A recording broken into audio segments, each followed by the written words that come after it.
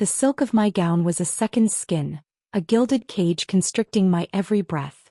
It was the color of freshly spilled blood, a detail my betrothed Prince Cashin had found amusing. He said it matched the fire in my hair and the fight in my eyes, a fight he was determined to extinguish the moment his ring was on my finger. Tonight was the announcement of that betrothal, and the air in the grand ballroom was thick with the cloying scent of wilting roses and whispered political machinations. Every curtsy felt like a surrender, every polite smile a betrayal of the wild thing screaming inside my soul.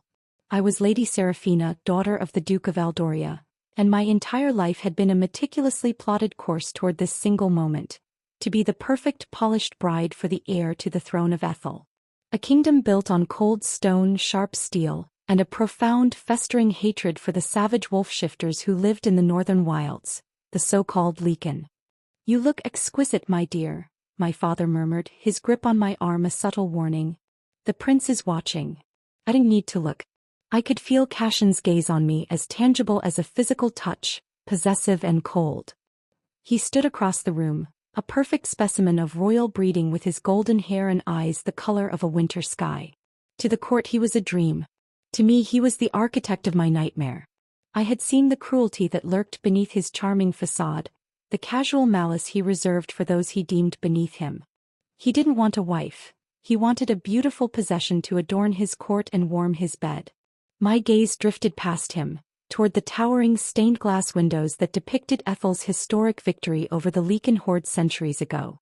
Knights in gleaming armor slaughtered monstrous wolves, their fangs bared, their eyes glowing with demonic red light. Propaganda. History written by the victors.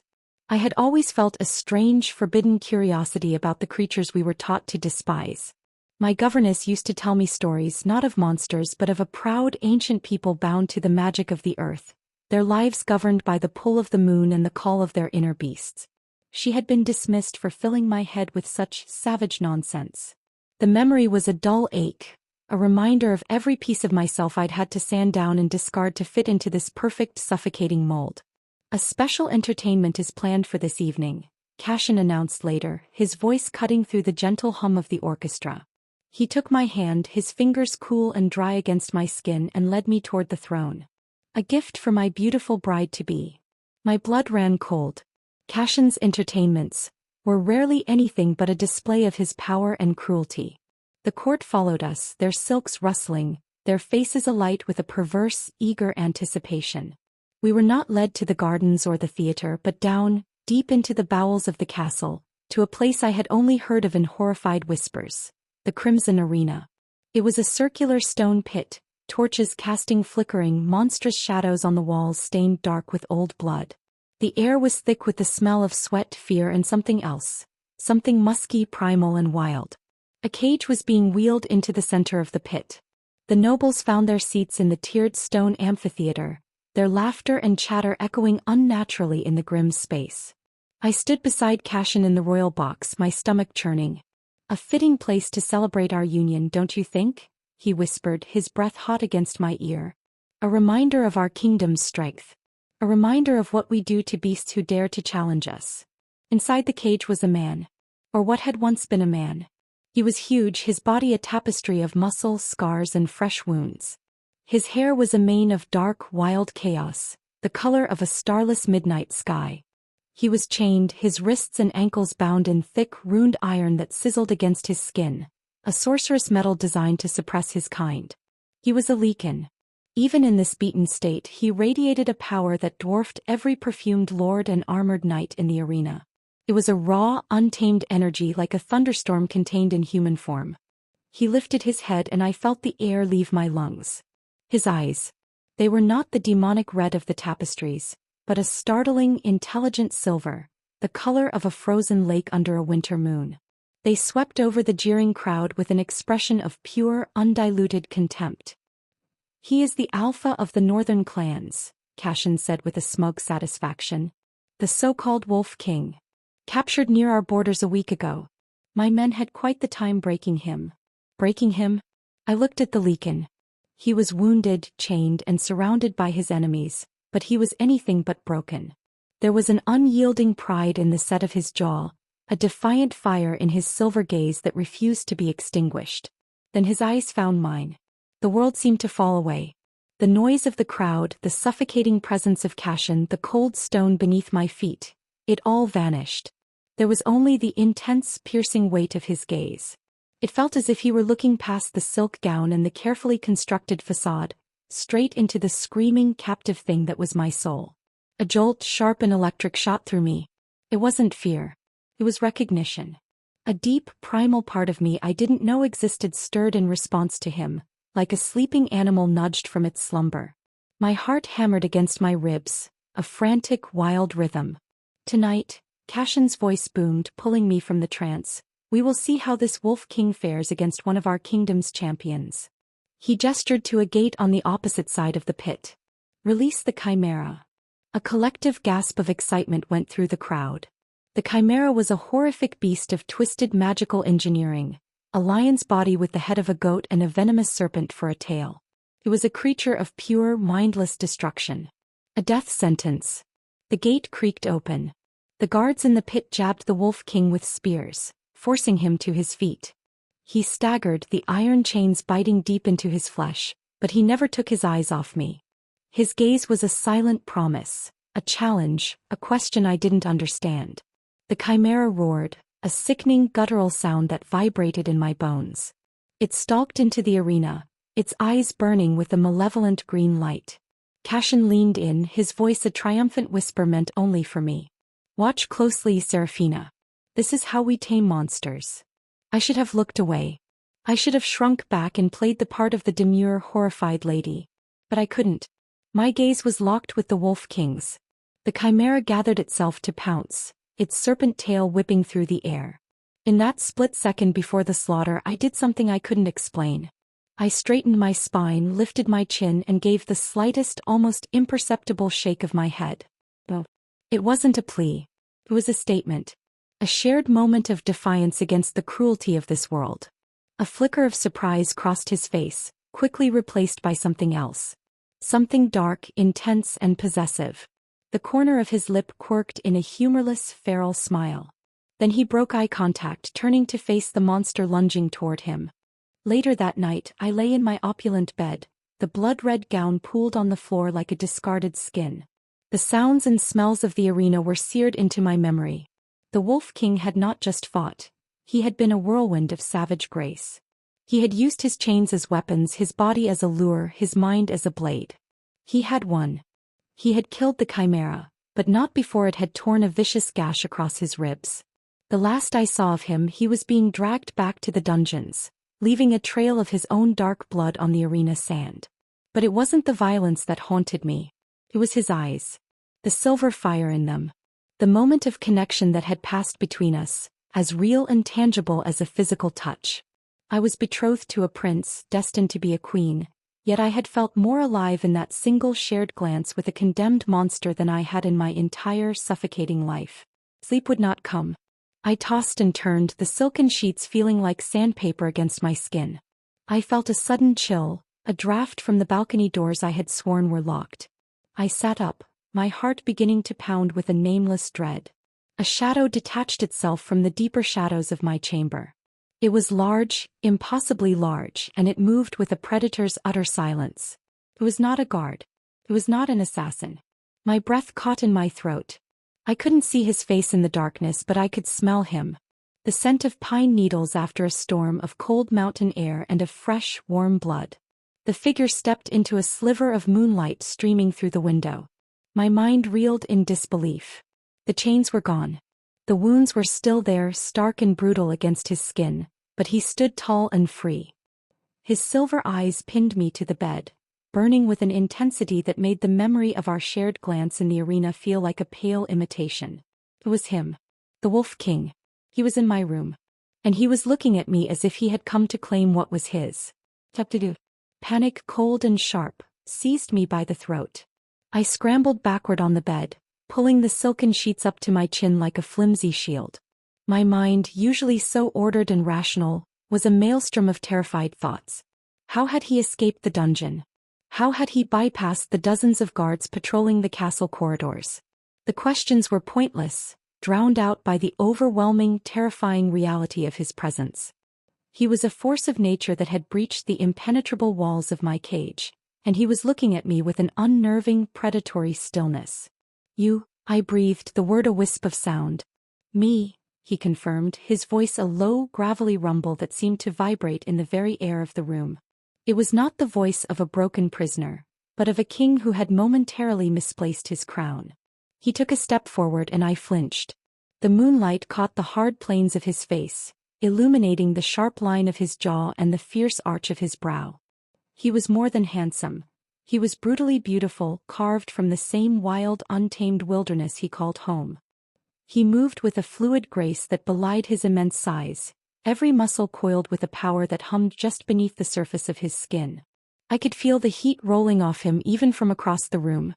"How did you get in here?" I demanded, my voice trembling despite my effort to keep it steady. Defiance was my only weapon, however pitiful it might seem. He gestured vaguely toward the balcony. "Your locks are for decoration. Your guards are for show." His silver eyes roamed over me, a slow, deliberate assessment that made my skin prickle with a strange mixture of fear and something else, something dangerously close to a thrill.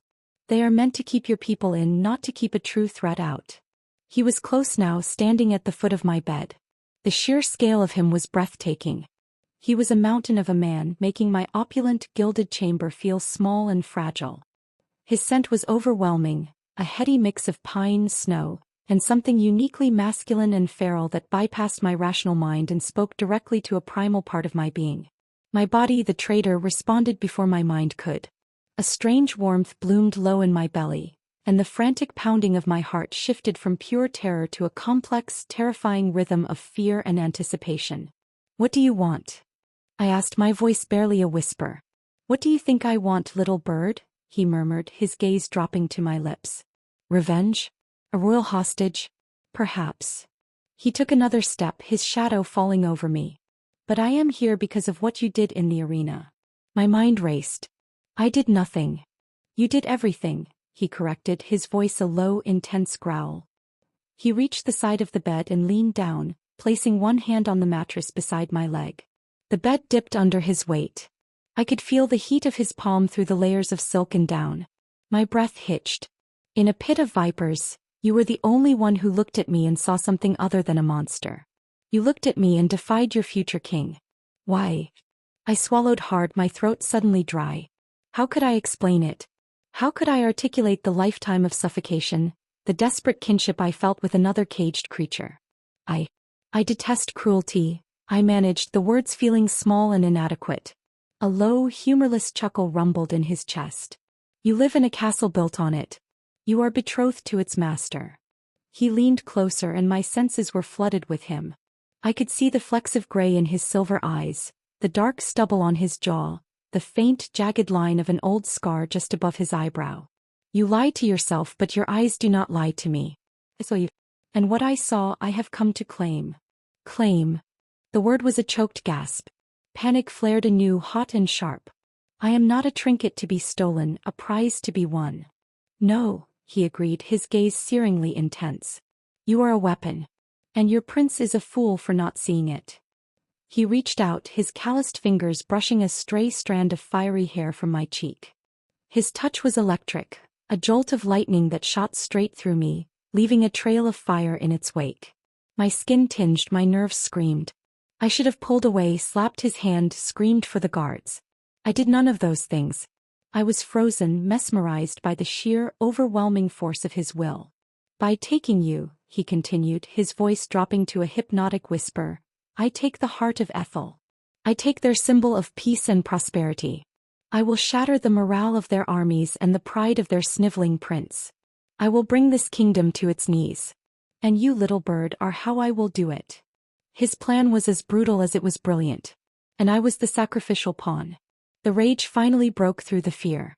"I will not be used by you," I hissed, finding my voice. "I am not your weapon." "Aren't you?" he challenged, his fingers tracing the line of my jaw, a feather-light touch that felt heavier than any shackle. "Would you rather be his pretty, mindless queen? A broodmare for a line of tyrants? I saw the cage you are in. I am merely offering you a different one. A wilder one." He stood up abruptly, his decision made. "We leave now." "No," I cried, scrambling to the far side of the bed. "I will scream. The guards will come." He gave me a pitying look. "They will be dead before the sound leaves your lips." The threat was delivered so calmly, so matter-of-factly, that it chilled me to the bone. He meant it. He moved with startling speed, rounding the bed and pulling me to my feet. I gasped as my body, clad only in a thin silk nightgown, was flush against his hard, wounded one. I could feel the heat of his skin, the rigid wall of his chest muscles, the powerful beat of his heart against my own frantic one. The scent of his blood was sharp, mingling with his wild, intoxicating scent. He was all hard lines and raw power, and I was soft, fragile, and completely at his mercy. I struggled, pushing against his chest, but it was like pushing against a mountain. He held me effortlessly, his grip firm but not crushing. "Do not fight me, Seraphina," he growled, his lips brushing against my temple. How did he know my name? The thought was a fleeting, terrifying detail in the chaos. It will only make this more difficult. With that, he swept me into his arms. I let out a startled cry as he lifted me, my legs dangling, my arms instinctively flying around his neck to steady myself. It was a position of shocking intimacy. My cheek was pressed against the rough cotton of his tunic, my body cradled against his. I could feel the bandage over his wound, damp and warm. He carried me toward the balcony, his steps silent and sure. The cold night air washed over us as he stepped out into the darkness. I looked back at my room, at the gilded cage I had despised for so long. I was finally leaving it, but not as a free woman. I was being stolen, abducted by a savage king, my life forfeit to his war. We were on horseback moments later, a great black warhorse that had been waiting silently in the castle gardens. He swung me up in front of him, his body a hard, protective wall behind me, his arms caging me in as he took the reins. The horse moved like a shadow, galloping across the manicured lawns and leaping over the castle walls with an unnatural, terrifying ease. The wind whipped my hair, a wild, freeing sensation at odds with the terror gripping my heart. I was pressed against him, every line of his body imprinted on mine. I could feel the powerful muscles of his thighs, the steady rise and fall of his chest, the warmth of his breath on the back of my neck. My body, that ultimate traitor, was humming with a life I had never known, a terrifying awareness of the powerful male holding me captive. We rode through the night, leaving the cold, silent city of Ethel behind. The neat, tamed farmlands gave way to tangled woods and rolling hills. The air began to change, losing the scent of civilization and taking on the wild, earthy perfume of the untamed north. It smelled of damp soil, pine and freedom. I shivered as much from the cold as from the profound, life-altering reality of my situation. There was no going back. My old life was over, burned to the ground by this man. My future was an unknown, terrifying country. As the first hints of dawn began to gray the eastern sky, we crested a high ridge. Roric pulled the horse to a halt. He leaned forward, his voice a low, possessive rumble directly in my ear, his words a brand searing themselves onto my soul. "Forget your prince. Forget your kingdom," he growled, his arm tightening around my waist. "You are in my world now. Welcome to the north, little bird." Chapter 3. The north was not a kingdom, it was an element. It was a land of jagged, snow-dusted mountains that clawed at the sky, of ancient forests so dense they swallowed the light, and of a wind that howled with the voice of a hungry wolf. The air was so crisp and clean it felt sharp in my lungs, a stark contrast to the perfumed, stagnant air of the Ethel court. This was a land that did not bend to the will of men. It was a land that demanded strength, and it broke anything that was weak. We rode for what felt like an eternity, deeper into the heart of this savage country. My body ached, my muscles screaming in protest from the unfamiliar posture, but I refused to show it. I held myself rigid, a silent act of defiance against the man whose body was a constant, warm and infuriating presence behind me. He seemed tireless, a creature of stone and stamina, guiding the great warhorse through treacherous terrain with an easy, innate confidence. Finally, as the afternoon sun began its descent, a structure emerged from the landscape. It was not a castle of elegant spires and graceful lines like the one I had left behind. This was a fortress, a brutalist monument of dark, jagged stone that seemed to rise organically from the mountain it was built upon. It was called Stonefang, a name that perfectly suited its grim, formidable appearance. Towers that looked like broken teeth bit at the clouds, and a single massive gate of iron-banded timber was its only visible entrance. This was not a home, it was a den. As we approached, the gate creaked open. The sounds and smells of the inhabitants washed over us. The air was thick with the scent of wood smoke, roasting meat, and the powerful musky scent of the Leakin people. It was Roric's scent, magnified 100 times. The courtyard was a flurry of activity. Warriors sparred with a raw, brutal efficiency, their bodies shifting in a fluid dance of combat. Women tended to fires, their faces hard and weathered, their eyes sharp and intelligent. Children, wild and fearless, tumbled and played, their laughter punctuated by playful growls. They all stopped when they saw us. A wave of silence fell over the bustling courtyard.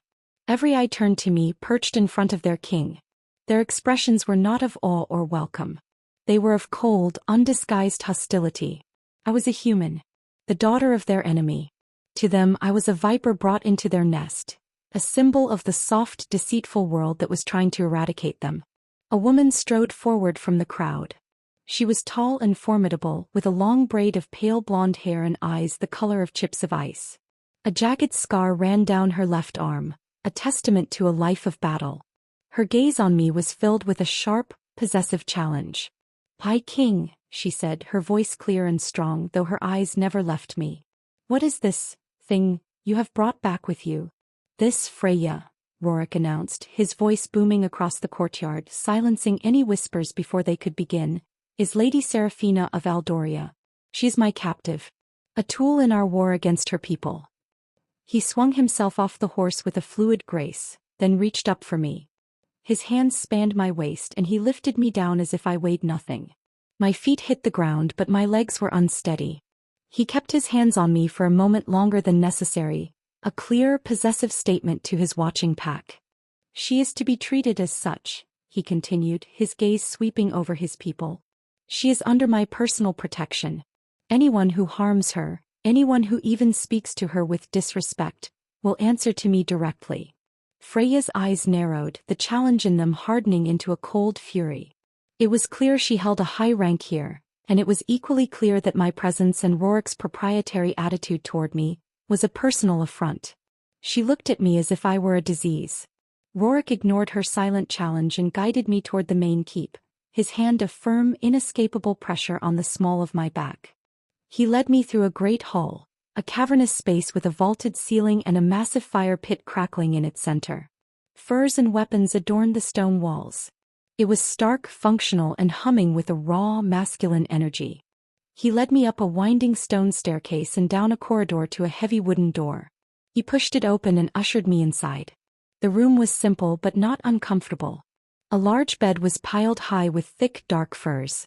A fire was already burning in a stone hearth. A single narrow window, more of an arrow slit, looked out over a dizzying drop down the mountainside. "This will be your chamber," he said, his voice leaving no room for argument. "My prison," I corrected, my voice sharp. A flicker of something, annoyance, perhaps amusement, crossed his face. "Words. You are safe here.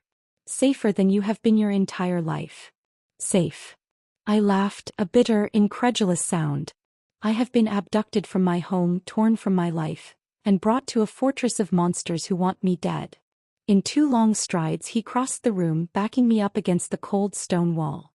He caged me in, his large body blocking out the light from the fire, his hands planting on the wall on either side of my head. My breath caught in my throat. The space between us was electric, humming with a dangerous, palpable tension. "Monsters," he whispered, his voice a low, dangerous growl. His silver eyes bored into mine. "The monster is the man who would watch a chained creature be torn apart for sport. The monster is the one who would put his ring on your finger and snuff out the fire in your soul until you are nothing but a pretty, empty doll." He was too close. My senses were screaming. The heat from his body was a physical force, wrapping around me, making it hard to think. His scent was intoxicating, a wild, clean smell that made my head swim. My body, my ultimate traitor, was reacting against my will. My skin tinged, a shiver tracing its way down my spine. I could feel the blood pounding in my veins, a frantic rhythm that was no longer just fear. "You know nothing about me," I managed to say, my voice breathy. I know everything I need to know, he murmured, his gaze dropping to my lips. His wolf was close to the surface now. I could feel it in the raw, possessive energy rolling off him, see it in the way his pupils dilated, his silver eyes darkening to the color of a storm-swept sea. I saw it in your eyes. The same wildness that lives in me lives in you. You just try to keep yours in a cage. He leaned in, his face just inches from mine. I could feel his breath on my cheek. I should have been terrified. I was terrified. But beneath the terror was a current of something else, a dark, thrilling curiosity, a magnetic pull that defied all logic. What would it be like to kiss him? The thought was a shocking betrayal, a lightning strike in the chaos of my mind. He must have seen the conflict in my eyes, the flicker of unwanted desire. A slow, predatory smile touched his lips. I will not break you, Seraphina, he whispered, his voice a silken promise of chaos. I will unleash you. He reached out and with a single finger he traced the line of a faint silvery scar that ran from my collarbone down toward my heart, a relic from a childhood riding accident. His touch was a brand, a searing point of contact that sent a shockwave through my entire system. It was a touch of ownership, a claiming. My body arched into his touch, an involuntary, instinctive reaction. A small gasp escaped my lips. His smile widened. He had seen my body's betrayal and it pleased him. Then just as quickly as he had cornered me, he pushed away, stepping back and leaving me cold and breathless in his wake. The absence of his heat was a sudden, shocking loss. Rest, he commanded, his voice once again that of a king. Freya will bring you food and water. Do not try to leave this room. The only thing you will find is a quick death on the rocks below. He turned and strode out, the heavy door closing behind him with a definitive thud. The sound of a heavy iron bolt sliding into place echoed in the sudden, deafening silence. I was alone. I slid down the wall until I was sitting on the cold stone floor, my body trembling. I wrapped my arms around myself, but I couldn't stop shaking. It wasn't just fear. It was the aftershock of his presence, the lingering phantom of his touch on my skin. I brought my hand up to the scar on my chest. The skin was still tingling, still burning where he had touched me. He was a monster. A savage. My captor. But my treacherous body was humming with a terrifying, exhilarating new song. And it was a song that yearned for the monster's touch. Chapter 4.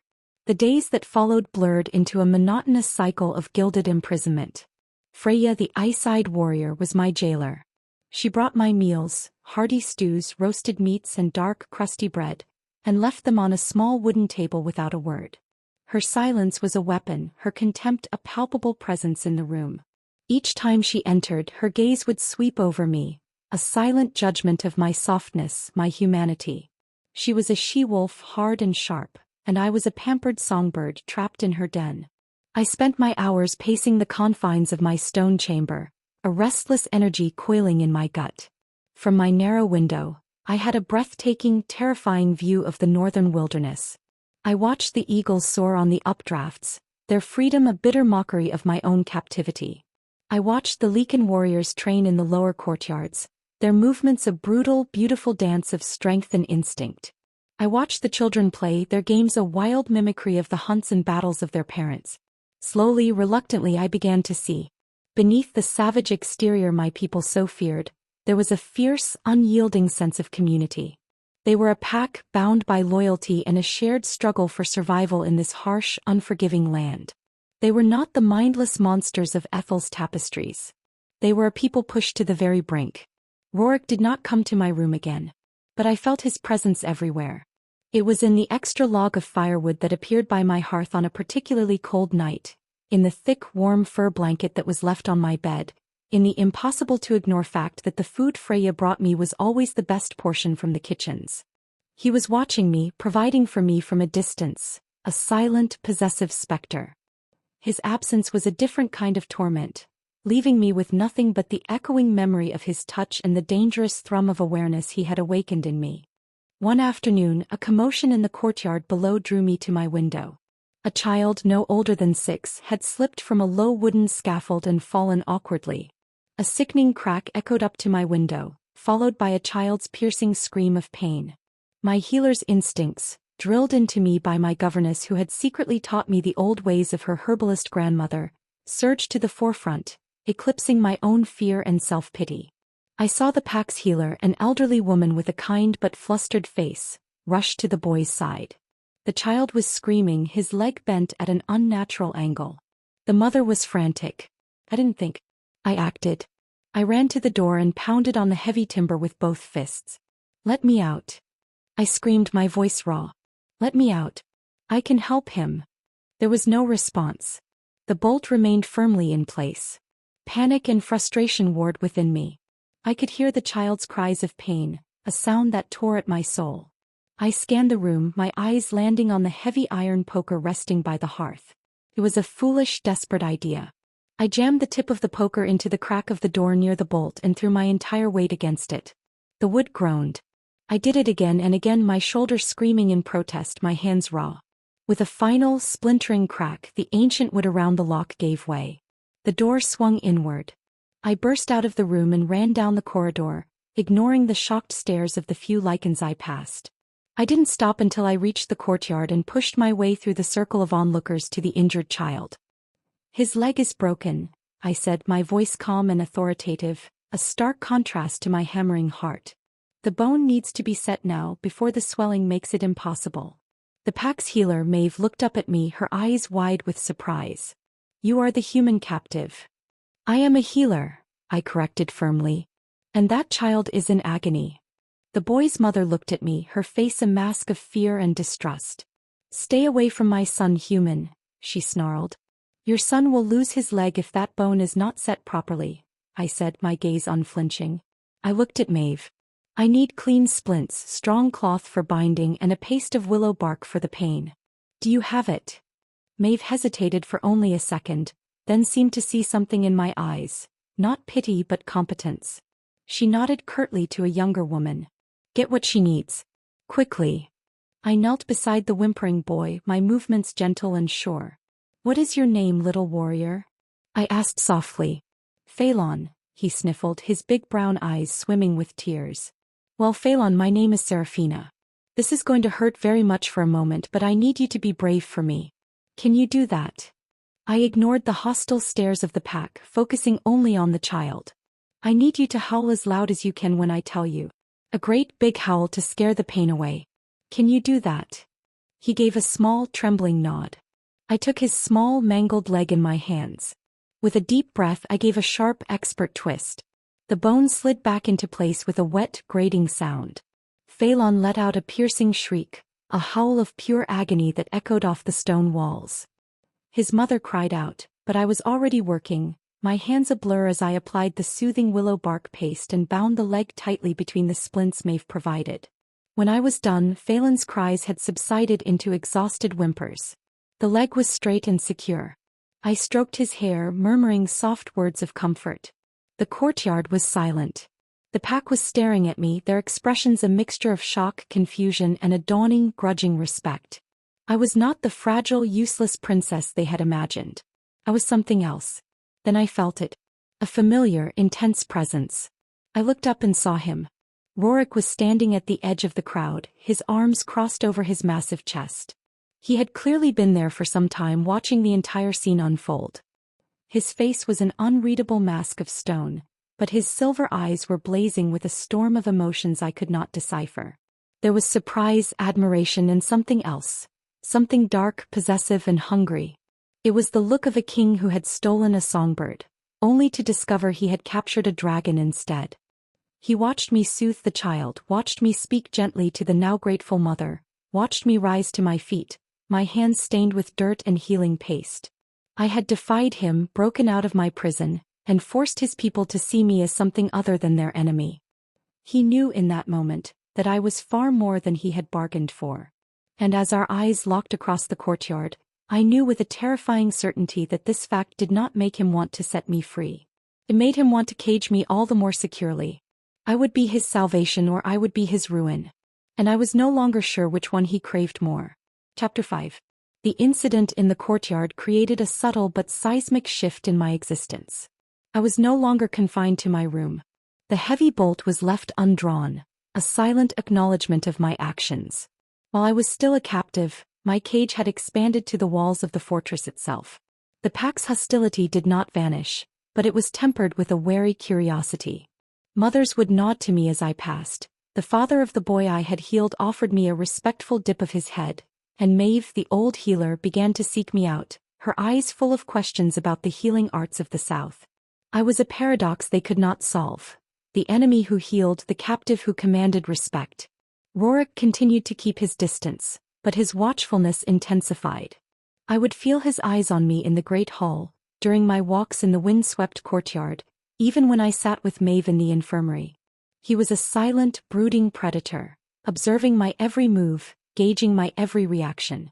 The tension between us was a living thing, a taut, vibrating wire that stretched across every room we shared. The memory of his touch, of his kiss that wasn't a kiss, was a constant, simmering heat beneath my skin. A week after I set Phelan's leg, Roric announced a great feast. It was to celebrate a successful hunt, a rare bounty of elk that would see the pack through the next moon cycle. It was a night of relief and revelry, and I had intended to stay in my chamber, far from the wild, primal energy of the celebration.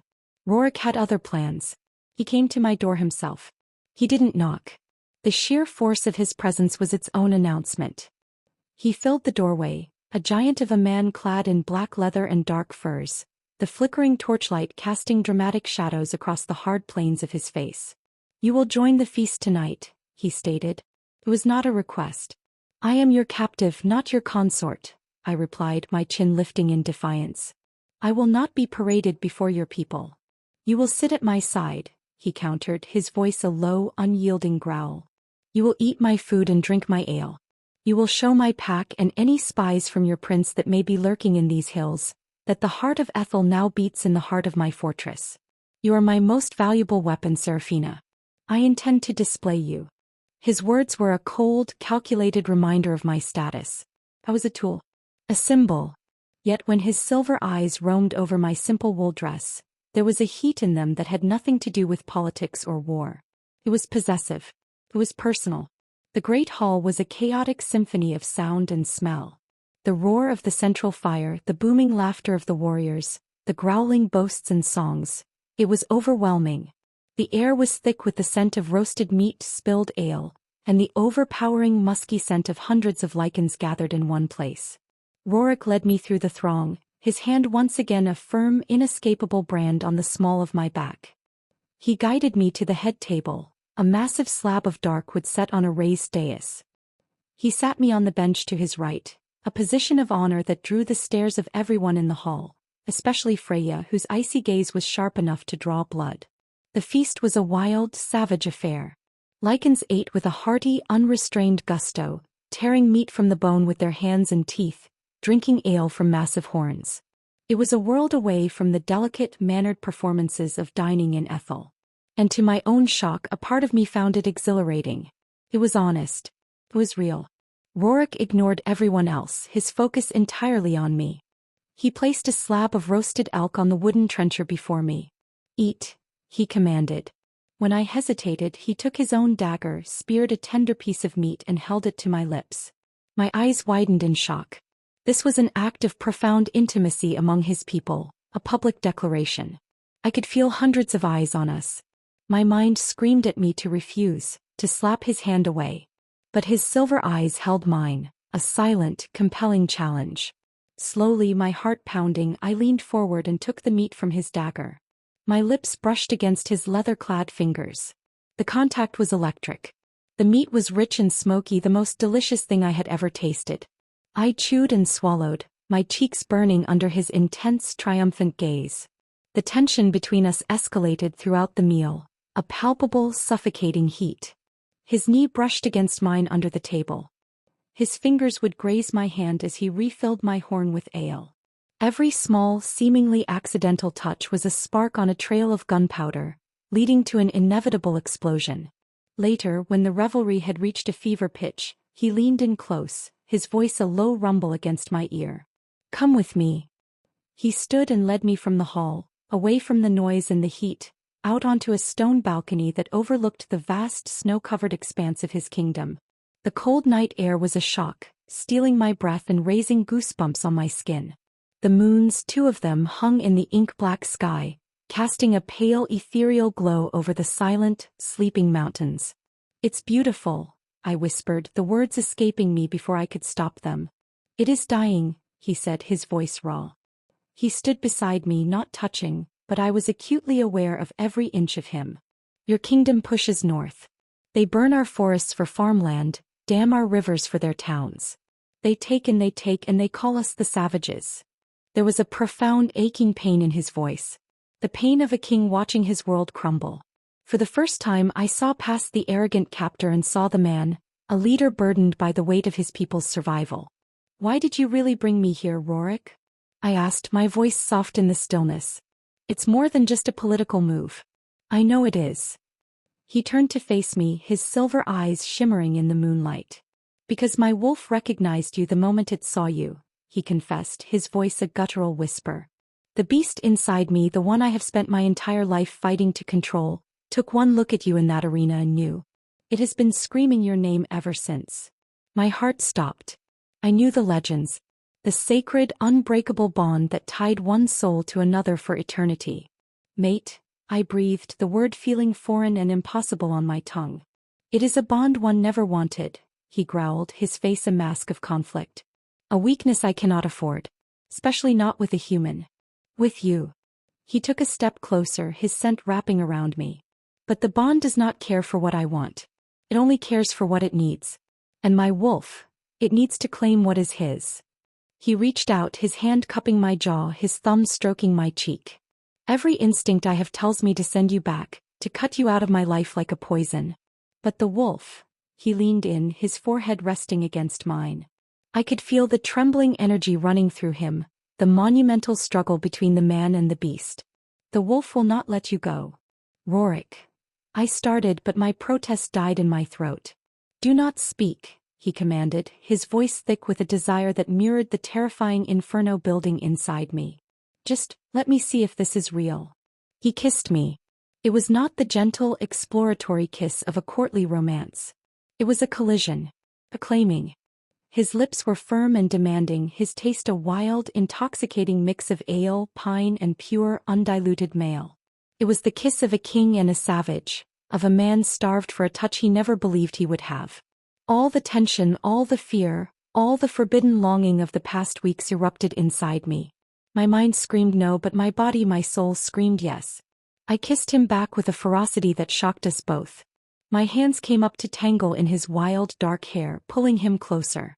The bond, the one I had refused to believe in, flared to life between us, a searing, undeniable current of pure energy. It was real. It was terrifying. And it was the most incredible thing I had ever felt. He growled deep in his throat, a sound of triumph and surrender, and deepened the kiss, one hand sliding down my back to press me flush against his hard body.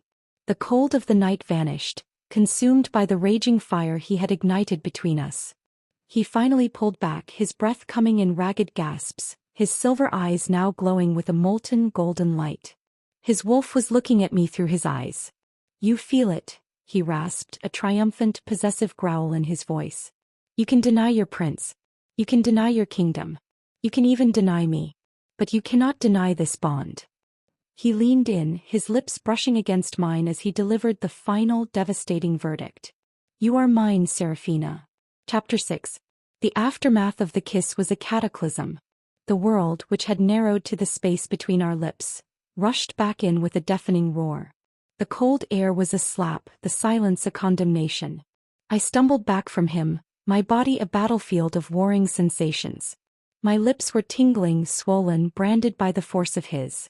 A traitorous heat pooled low in my belly, a deep primal thrum that answered the golden fire still blazing in his eyes. My mind, however, was a fortress under siege, its walls of logic and self-preservation crumbling under the assault of a magic I could not comprehend. He had not just kissed me. He had irrevocably staked his claim, bypassing every defense I had ever erected and sinking his fangs directly into my soul. The bond was no longer a whisper, a possibility. It was a roaring, undeniable conflagration, a living current of energy that now bound me to this savage king. "No," I breathed, the word a desperate, fragile shield against the overwhelming truth.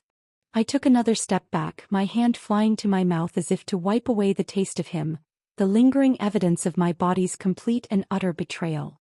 Roric's expression shifted. The raw, triumphant possession of the wolf receded, replaced by the harsh, conflicted mask of the man. The golden light in his eyes cooled back to a hard, assessing silver. He saw the terror on my face, the desperate denial, and his jaw tightened. He looked like a man who had just indulged in a fatal weakness and was furious with himself for it. "This changes nothing," he growled, his voice a harsh rasp that scraped against my raw nerves. He took a deliberate step away from me, putting a chasm of cold air between us, as if my proximity were a contamination. "You are still my captive. This is merely a complication of the flesh. A trick of the blood. Do not mistake it for anything more." His words were whips, each one intended to lash me, to put me back in my place, but I knew with a sudden chilling clarity that they were meant more for himself. He was the king who could not afford weakness, and I was the living, breathing embodiment of it. He was pushing me away, trying to recage the very beast he had just unleashed. "A complication?" I echoed, my voice shaking with a mixture of rage and a pain so sharp it felt like a physical wound. "You speak of a sacred bond, of a fate I never asked for, and you dismiss it as a complication?" "It is what it is," he said, turning his back on me to stare out at the moon-drenched mountains. His broad shoulders were rigid with tension. "You are a human. The daughter of my enemy. You are a political asset. Nothing more." "Liar," I hissed, the accusation torn from me. I saw the muscles in his back bunch, the only sign he had heard me. He was lying to me, and he was lying to himself. I had felt the desperate hunger in his kiss, the raw, aching need that went far beyond political strategy. I had felt his loneliness, a cavernous, echoing void that had reached out to the loneliness in my own soul. Without another word, I turned and fled. I ran from the balcony, from the suffocating intensity of his presence, from the terrifying truth of my own response. I didn't stop until I was back in my chamber, the door slammed shut behind me, the flimsy, broken lock offering no solace. I leaned against the rough timber, my body trembling, my breath coming in ragged, painful sobs. I was a prisoner not only in this fortress but inside my own body. It had responded to its fated mate with a wild, shameless abandon that terrified me. The logical part of my mind, the part that had been carefully cultivated by years of courtly intrigue and emotional suppression, was screaming in protest. This was not desire. This was magical coercion. This was a violation of my will, a primal programming that sought to override my very identity. He was my enemy, my captor. He was using me to bring my own kingdom to ruin. And yet the taste of him still lingered on my tongue, and the memory of his arms around me felt more like a homecoming than a capture. I stumbled to the small basin of water in the corner and splashed the icy liquid on my face, trying to scrub away the phantom heat of his touch. I looked at my reflection in the polished silver mirror on the wall. My eyes were wild, my pupils dilated. My lips were swollen, a darker shade of rose. A stranger stared back at me, a woman I did not recognize, her face flushed with the aftermath of a kiss that had shattered her world. Sleep was a distant, unattainable country. I spent the night pacing, my thoughts a frantic, chaotic spiral. I was trapped. If I stayed, I would be consumed by this bond, by this man who looked at me with equal parts desire and contempt. If I somehow managed to escape and return to Ethel, what then? I would be a disgraced lady, a captive who had spent weeks in the clutches of a savage king. Cashin's pride would never allow such a stain on his honor. He wouldn't welcome me back, he would bury me one way or another. Roric's words echoed in my mind. "I am merely offering you a different one. A wilder one." He was right. I had traded a gilded cage for a stone one. But in the stone cage, for the first time in my life, I had felt the terrifying, exhilarating rush of being truly, completely alive. The first light of dawn was just beginning to break when a sharp, urgent knocking at my door startled me. It wasn't the soft, hesitant rap of a servant. It was the hard, insistent summons of a warrior. "Lady Seraphina," a rough voice called through the door. "The king commands your presence in the great hall. Now." A cold dread washed over me. The tone was grim, devoid of the usual formalities. Something had happened. I quickly threw on a simple wool dress, my fingers fumbling with the laces, my mind racing through 1,000 terrible possibilities. Had Cashin's forces been spotted? Was there a battle? I opened the door to find two of Roric's personal guard waiting, their faces set like stone. They escorted me down the winding stairs, their silence only amplifying my growing anxiety. The great hall, usually a place of boisterous life, was tense and quiet. The pack's elders and most senior warriors were gathered around the central fire pit, their expressions grave. Freya was there, her hand resting on the hilt of her sword, her icy eyes narrowing as I entered. And on the dais, sitting on his throne, was Roric. He looked as if he hadn't slept. His dark hair was disheveled, and the lines around his eyes seemed deeper. He was no longer the conflicted man from the balcony. He was every inch the Wolf King, his face a mask of cold, controlled fury. He watched me approach, his silver eyes tracking my every step. The memory of our kiss hung in the air between us, a silent, crackling charge. "A scout returned an hour ago," he said, his voice a low, dangerous rumble that cut through the silence. He didn't rise, didn't offer any pleasantries. This was not a meeting, it was a briefing. From the borderlands near Ethel. He gestured to a weary-looking Leekin who stood near the throne, his leathers caked with mud and sweat. "Tell her what you told me, Kaelin," Roric commanded. The scout turned to me, his gaze respectful but grim. "My lady, Prince Cashin has declared you abducted by a savage beast. He has offered a king's ransom in gold for your safe return." I felt a faint, hysterical laugh bubble in my chest. A ransom. As if I were a stolen prize horse. "But that is not all," the scout continued, his voice dropping. "He has also put out a second bounty, a darker one. He has offered a dukedom and a seat on his council to any man, or creature, who brings him the head of the Wolf King." He paused, and his next words sent a chill down my spine. "And he has hired a coven of blood sorcerers to aid in the hunt.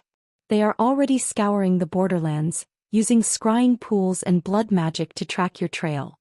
Blood magic. The most forbidden and vile of the dark arts. It required a personal effect, something that held the essence of the person being tracked. I thought of the blood-red gown I had worn on the night of my betrothal, the one I had left pooled on my bedroom floor. A perfect anchor for their dark spells. My abduction had not just started a political conflict. It had ignited a holy war in Cashin's eyes. He wasn't just trying to get me back. He was trying to eradicate Roric and his people, using the foulest magic imaginable to do it. "Sorcerers are not the only thing he has sent," Roric said, his voice like the grinding of stones. He tossed a rolled-up piece of parchment onto the table before his throne. It landed with a soft thud. "My patrols found this pinned to a tree on our border this morning. It is a declaration." My heart hammered against my ribs. I knew with a sickening certainty what it was. "He has declared war," I whispered. "He has declared war," Roric confirmed, his eyes locking with mine. The heat, the desire from the night before was gone, replaced by the cold, hard reality of their consequences. "He claims he is launching a righteous crusade to rescue his stolen bride from a monster.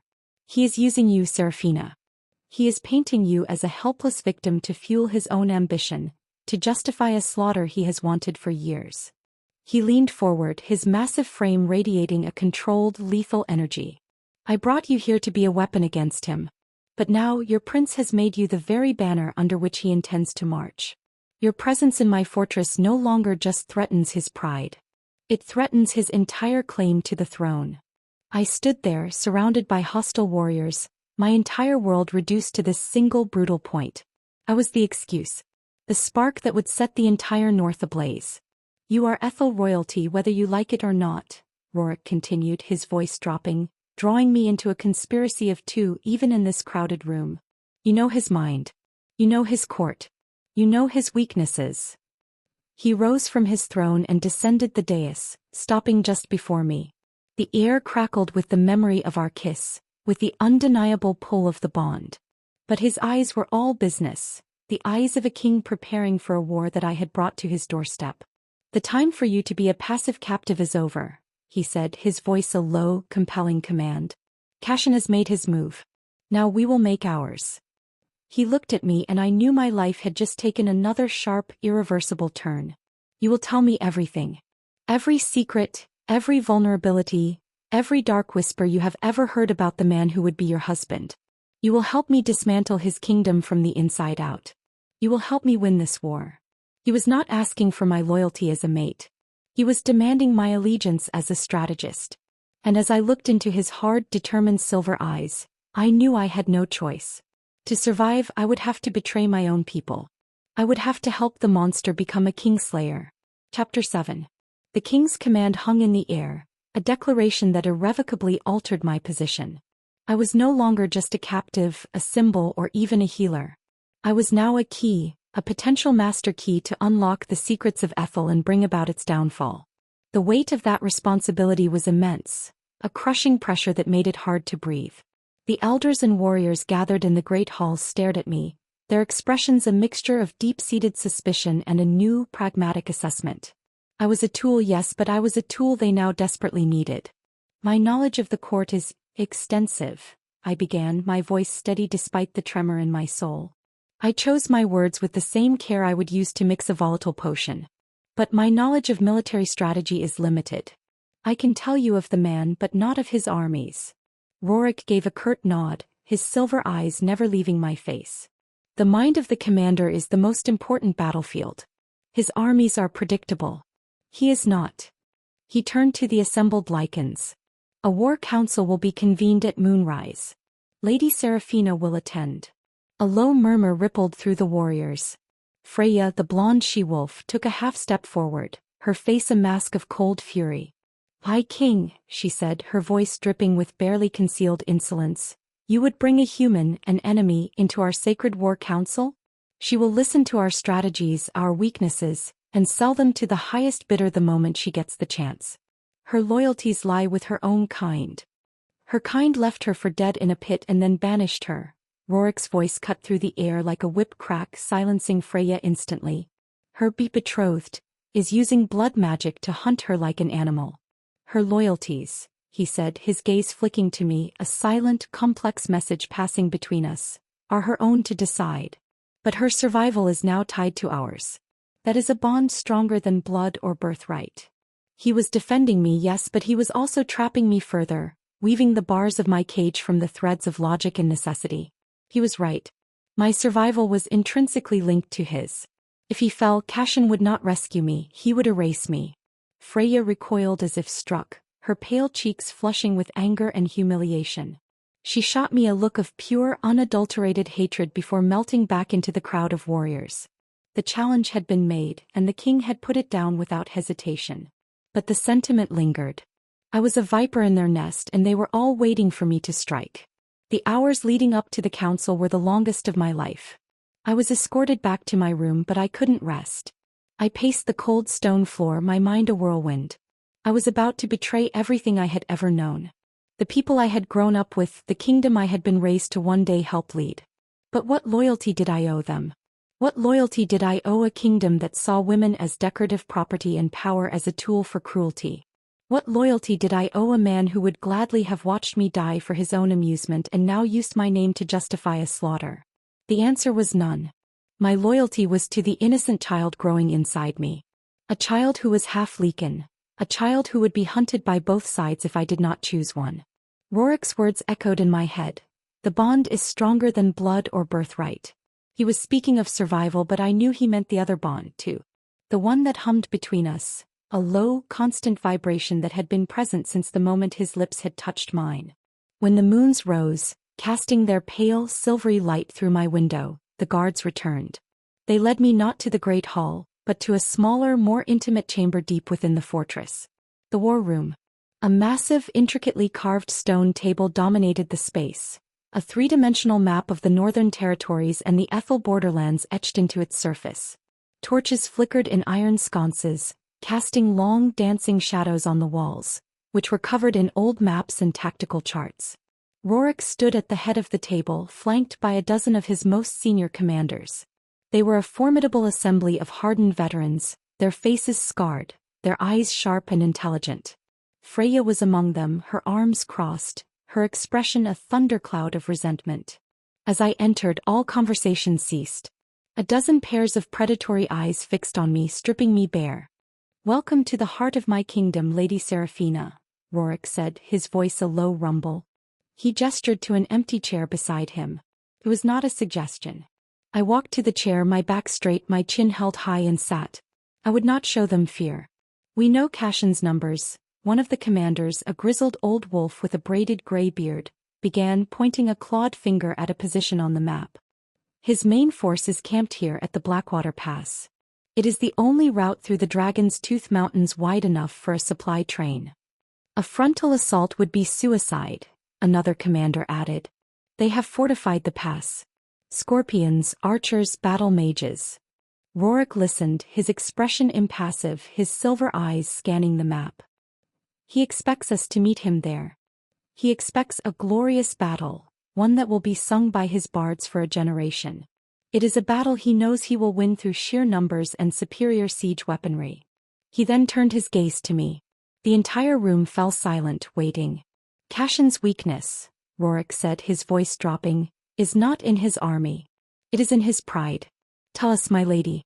Tell us about your prince's vanity. I took a deep breath, the air thick with the scent of leather, iron, and the faint woodsy scent of the lichens themselves. Cashin does not see war as a means to an end. He sees it as a performance, I began, my voice clear and confident. He believes he is the hero of this story. He will place himself where the fighting is thickest, not because he is the best commander but because he craves the glory. He will seek single combat. He will make grand, foolish gestures. I leaned forward, tracing a line on the map with my finger, away from the main army. He has a contingent of his personal guard, the Crimson Lions. They are his elite, his favorites. He trusts them above all others. He will keep them with him, likely in a command tent set back from the main pass, but close enough for him to ride into the fray and turn the tide. Freya scoffed. And how does this nursery story help us? Because, I said, meeting her icy gaze without blinking, his trust in them is a weakness. Their commander, Sir Kale, is fiercely loyal, but he is also ambitious and predictable. Cashin's command tent will be lavish. He will bring the comforts of the court with him. He will be surrounded by his sycophants, not his best strategists. He is insulated. He will only hear what he wants to hear. I paused, letting the weight of my next words sink in. And he has a particular fondness for a rare vintage of spiced wine from the Summer Isles. He has cases of it brought on every campaign. He believes it sharpens his mind. In reality, it makes him careless. A slow, predatory smile spread across Roric's face. He was seeing it. The picture I was painting. Not of an invincible army, but of a flawed, arrogant man playing at being a soldier. A small, fast-moving force, Roric murmured, his eyes gleaming in the torchlight as he looked at the map. Bypassing the main army through the wolf trails here, striking at the head of the snake, not the body. It would be a suicide mission, one of the elders protested, to get that close to his personal guard. It would be unexpected, Roric countered, his gaze locking with mine. A silent understanding passed between us. We were thinking the same thing. This was a mission not for an army but for a handful of the deadliest warriors. A mission for a king. There is more, I said, my voice dropping lower. I felt a pang of what might have been guilt, but I crushed it. This was about survival. Cashin has a secret. A weakness known only to a very few at court. He is terrified of fire. Not just a healthy respect for it. A deep, psychological phobia. When he was a boy, his younger brother was killed in a fire in the royal nursery. Cashin was there. He escaped, but his brother did not. He cannot stand the sight of uncontrolled flames. It paralyzes him. The room was utterly silent. I had just handed them the key to breaking their enemy's mind. Roric stared at me, his silver eyes filled with a new, profound intensity. I had done what he asked. I had proven my value. I had given him the weapons he needed. But in his eyes, I saw not just the gratitude of a king, but the possessive, triumphant look of a wolf who had just watched his chosen mate reveal a set of claws he never knew she had. The council is dismissed, Roric commanded abruptly. The commanders and elders filed out, their expressions a mixture of shock and newfound respect for the human woman in their midst. Freya was the last to leave, her hateful glare a promise of future conflict. Soon we were alone in the vast, shadow-filled room. The tension that had been simmering between us rushed back in to fill the silence, thicker and more potent than before. "You did well," he said, his voice a low, intimate rumble. He walked around the table until he stood directly behind my chair. He placed his large warm hands on my shoulders. His touch was electric, sending a shiver down my spine. I did what was necessary for my own survival, I said, trying to keep my voice steady, though my heart was hammering against my ribs. Did you? He murmured, his thumbs beginning to knead the tense muscles of my shoulders. His touch was hypnotic, disarming. Or did you do what was necessary for ours? He leaned down, his breath warm against my ear, his scent, pine, snow, and something uniquely, powerfully male, clouding my senses. You speak of his weaknesses, Seraphina. But you have just revealed your greatest strength. Not as a healer. Not as a lady. But as a queen. You have the mind of a strategist, the heart of a survivor, and the courage of a wolf. His hands slid from my shoulders down my arms, his fingers lacing with mine. He pulled me to my feet and turned me to face him. The space between us was non-existent.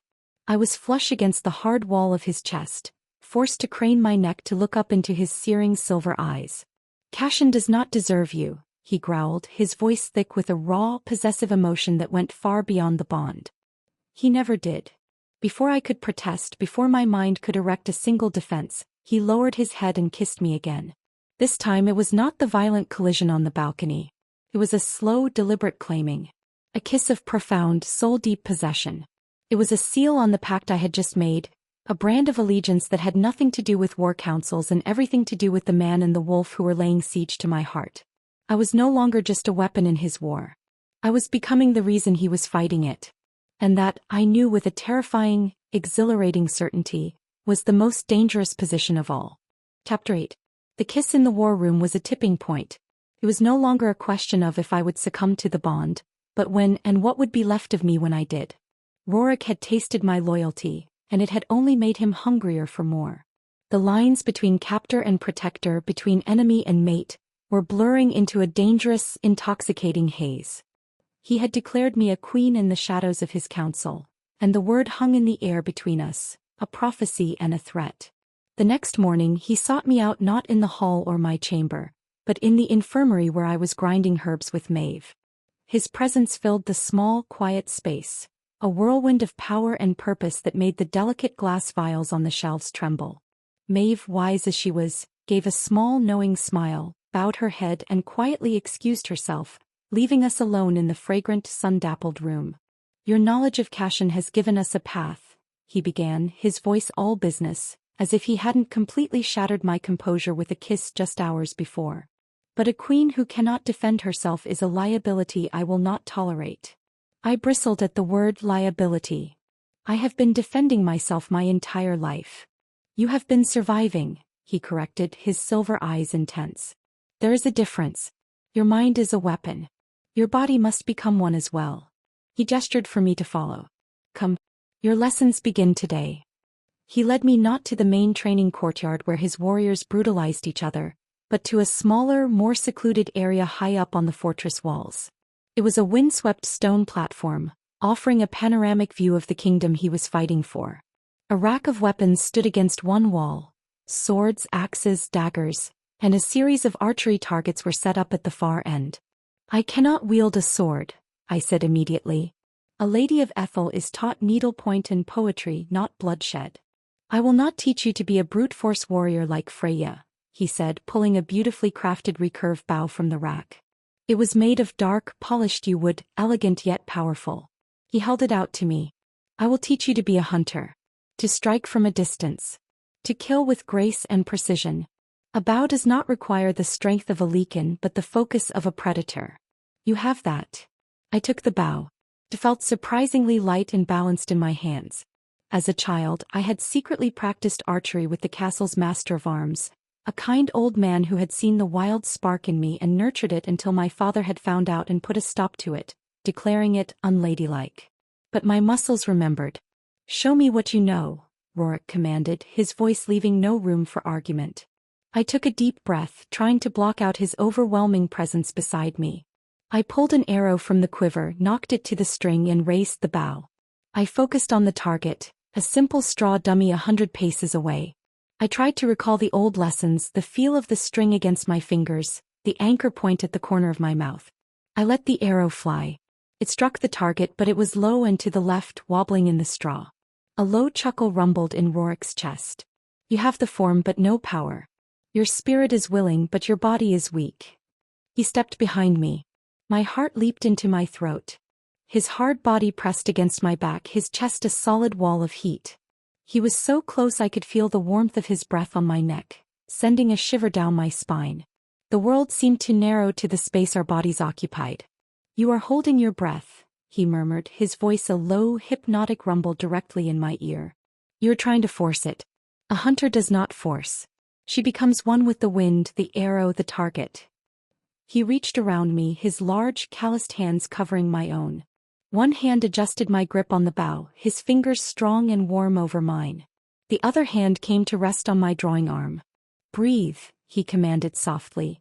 I forced myself to inhale, my lungs filling with air that was thick with his scent. Raise the bow, he instructed. His body moved with mine, a seamless, fluid motion. He was guiding me, molding me. His arm was a band of steel around me, his presence an intoxicating cage. Draw the string. I pulled the string back, and this time, aided by his strength, it came back farther, tighter. The muscles in my back and shoulders screamed in protest, but he was there, a solid support, absorbing the strain. His chin was practically resting on my shoulder, his lips just inches from my ear.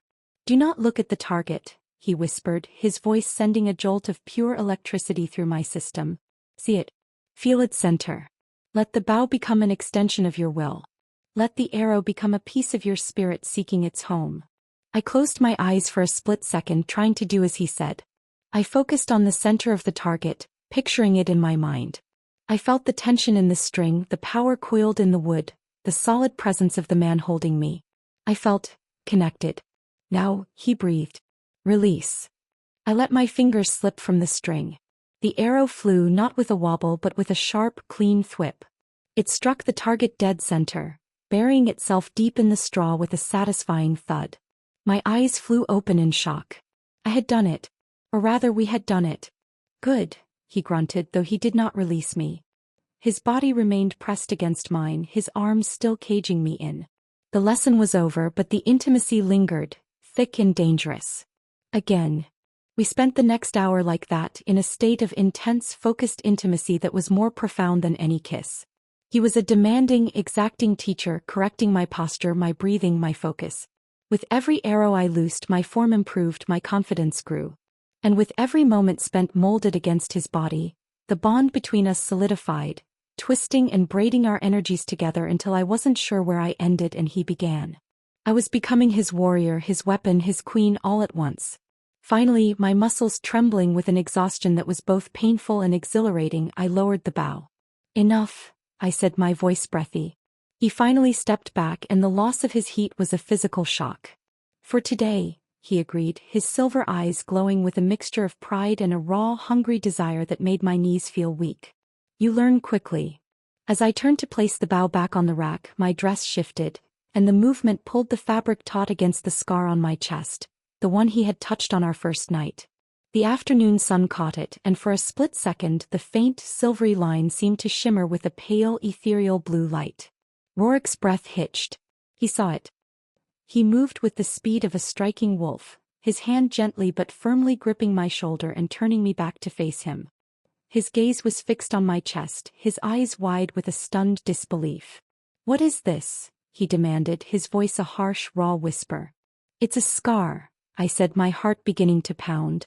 From a fall when I was a child. No, he breathed, his eyes tracing the line of it. This is no ordinary scar. He reached out, his fingers hovering just above the mark. I could feel the heat radiating from his hand, and a strange, tingling energy began to emanate from the scar itself, as if responding to his proximity. The pale blue light flickered again, stronger this time, visible even to my own eyes. By the ancients, he whispered, a look of dawning, terrifying reverence on his face. The bloodline was not lost. It was hidden. What are you talking about? I asked, my voice trembling. I placed my own hand over the scar, and the skin beneath was humming with a strange, dormant power I had never felt before. He looked up from the scar, his silver eyes boring into mine, filled with an awe that was almost frightening. This mark, he said, his voice thick with the weight of forgotten legends, is the sigil of the moon touched. An ancient line of healers whose magic was said to be woven from the light of the moons themselves. They could not just mend flesh, they could mend souls. We thought they were all wiped out during the Great Wars, hunted to extinction by your ancestors who feared their power. The world seemed to tilt on its axis.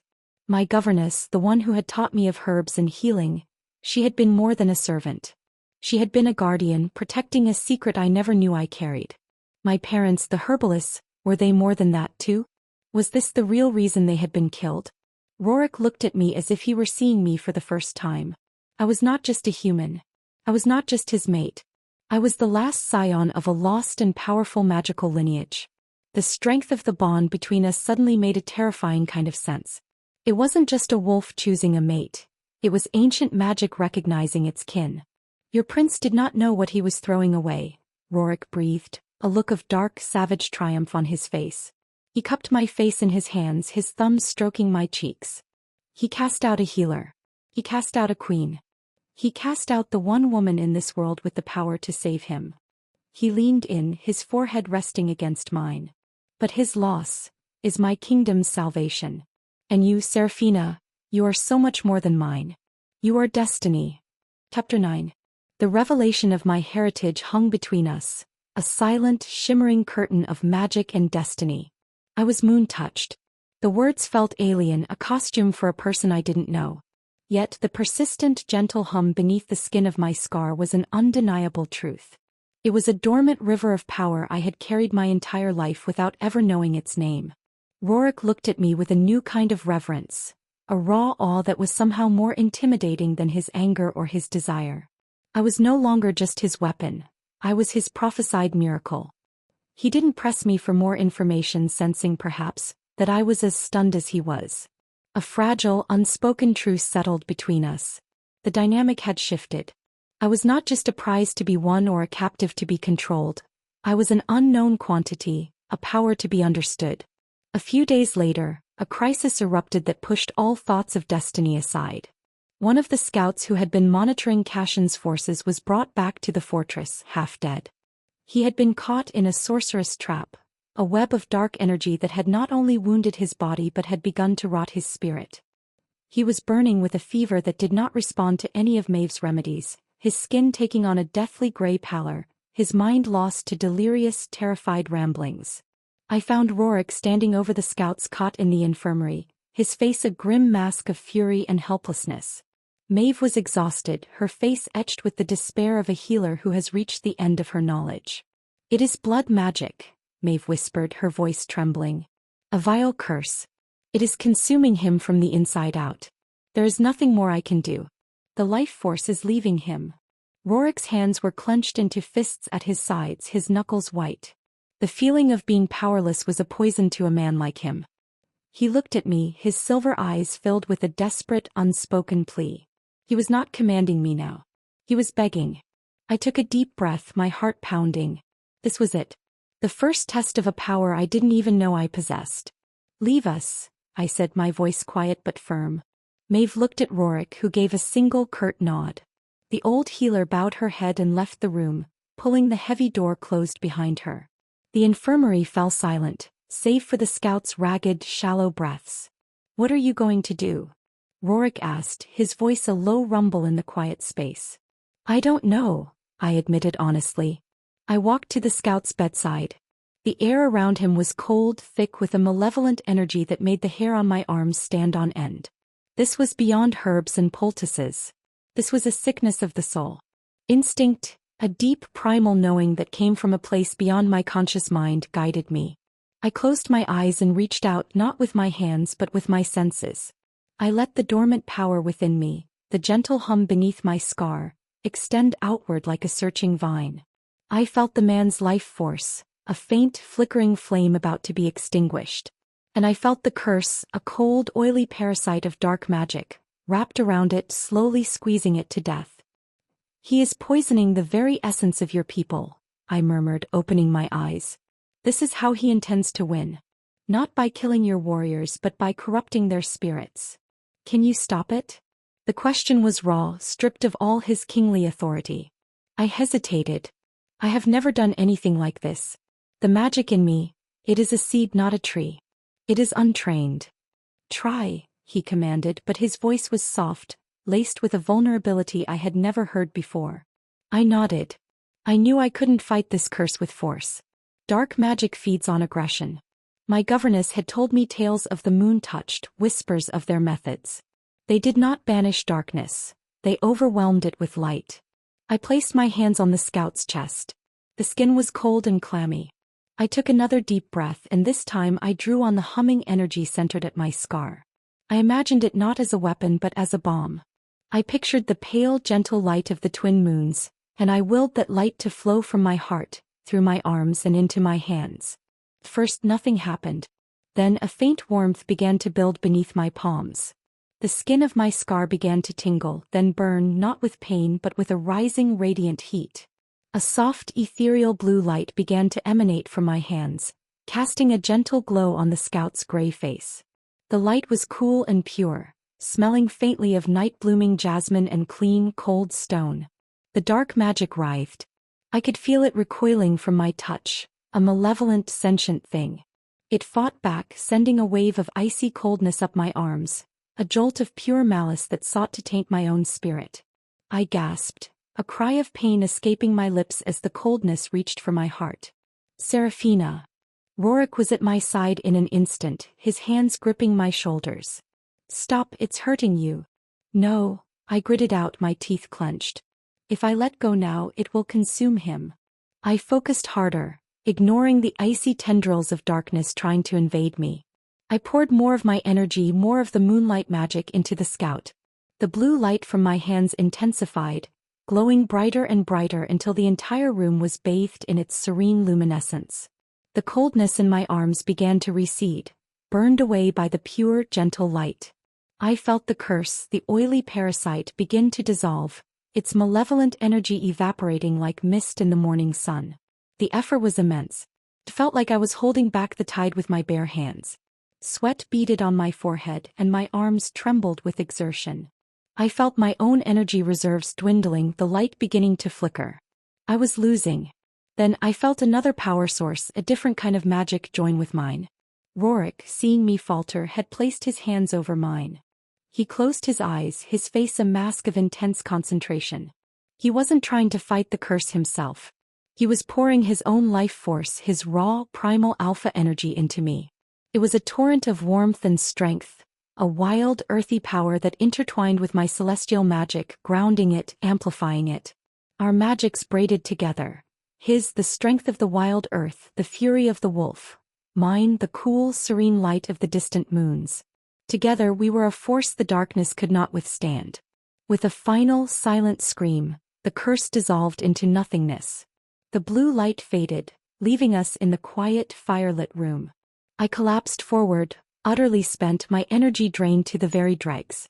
Roric caught me, his strong arms wrapping around me, pulling me back against his solid chest. I leaned against him, my head resting on his shoulder, my breath coming in ragged gasps. The scout on the cot took a deep, shuddering breath. The deathly gray pallor was already receding from his skin, replaced by a healthy, natural flush. His breathing evened out, deepening into a healing sleep. We had done it. Together. You are a miracle, Roric whispered, his voice thick with awe and a profound raw emotion. He held me tighter, his face buried in my hair. We stood like that for a long time in the quiet aftermath, surrounded by the scent of herbs and magic. My exhaustion was profound, but being held in his arms felt like a restoration. The shared intimacy of the battle, the weaving of our very souls, had forged a bond between us that was deeper than a kiss, more profound than a prophecy. It was a partnership forged in the face of death. He gently turned me in his arms to face him. His silver eyes were soft, the hard edges of the king completely stripped away, leaving only the man. He gently brushed a stray sweat-soaked strand of hair from my face, his touch filled with a tenderness that made my heart ache. You are wounded, he murmured, his gaze dropping to the long, thin scar on my arm, a faint white line from a long-ago encounter with one of Cashin's hunting hounds. It is old, I said, my voice barely a whisper. Every scar tells a story, he said, his thumb gently tracing the line of it. And I would know all of yours. In the quiet of the infirmary, with the life I had just saved breathing peacefully nearby, I found myself telling him. I told him of the hound, of the fall that gave me the scar on my chest, of the emotional wounds Cashin had inflicted over the years with his casual cruelty and barbed words. And he in turn told me of his. He showed me the puckered scar on his ribs from the chimera, the jagged line on his jaw from his first battle as a young alpha, and he spoke for the first time of the deepest scar of all, the one left on his heart by the mate who had betrayed him, the night he had lost his entire family. We were no longer a king and his captive.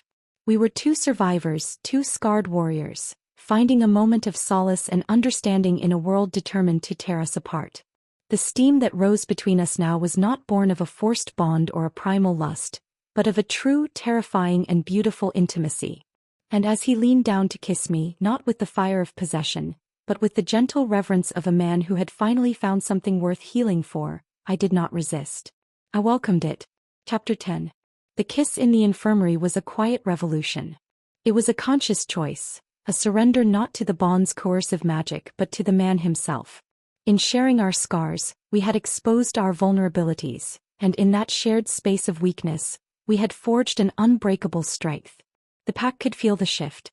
The tension between Roric and me had transformed from a crackling, hostile energy into a deep, resonant hum of partnership that settled over the fortress like a protective cloak. My presence at his side was no longer a question. It was an accepted, undeniable truth. Roric began to include me in everything. I sat with him as he dispensed judgments, my knowledge of ethical law and custom providing a perspective his people had never known. I walked the battlements with him as he planned his defenses, my strategic insights earning the grudging respect of his commanders. He, in turn, began to learn from me. He would watch, fascinated as I worked with Maeve, learning the Leakin names for herbs and the ancient healing songs of his people. We were weaving our worlds together, thread by painful, beautiful thread. Freya watched this transformation with a silent, simmering fury. My acceptance by the pack was a personal defeat for her. I was everything she was not, human, a healer, and the focus of her king's entire world. She had loved him, I realized, not as a mate, but with the fierce, unrequited loyalty of a warrior for her alpha. I was not just a rival. I was an intruder who had stolen her place at his side. Her hatred was a coiled serpent, waiting for the right moment to strike. One night, several weeks after I had healed the scout, Roric led me high up to the uppermost tower of the fortress, a place known as the Sky Spire. It was a simple, open-air platform, exposed to the raw, untamed elements of his kingdom. The wind was a wild, biting thing, but the view was magnificent. The entire expanse of the north lay before us, a breathtaking panorama of snow-capped peaks, dark, endless forests, and frozen, glittering lakes, all bathed in the ethereal, otherworldly glow of the twin moons. As we stood there, a new light began to dance in the heavens. Ribbons of vibrant green, violet, and pale blue light began to weave across the star-dusted sky, a celestial ballet of pure magic. The northern lights. It is the breath of the old gods, Roric said, his voice a low, reverent rumble beside me. He stood so close I could feel the heat radiating from his body, a welcome shield against the biting wind. A sign of their favor. I stared mesmerized. I had read about this phenomenon in books, but the dry ink had done no justice to the living, breathing miracle unfolding above us. It was the most beautiful, most magical thing I had ever seen. "It's alive," I whispered in awe.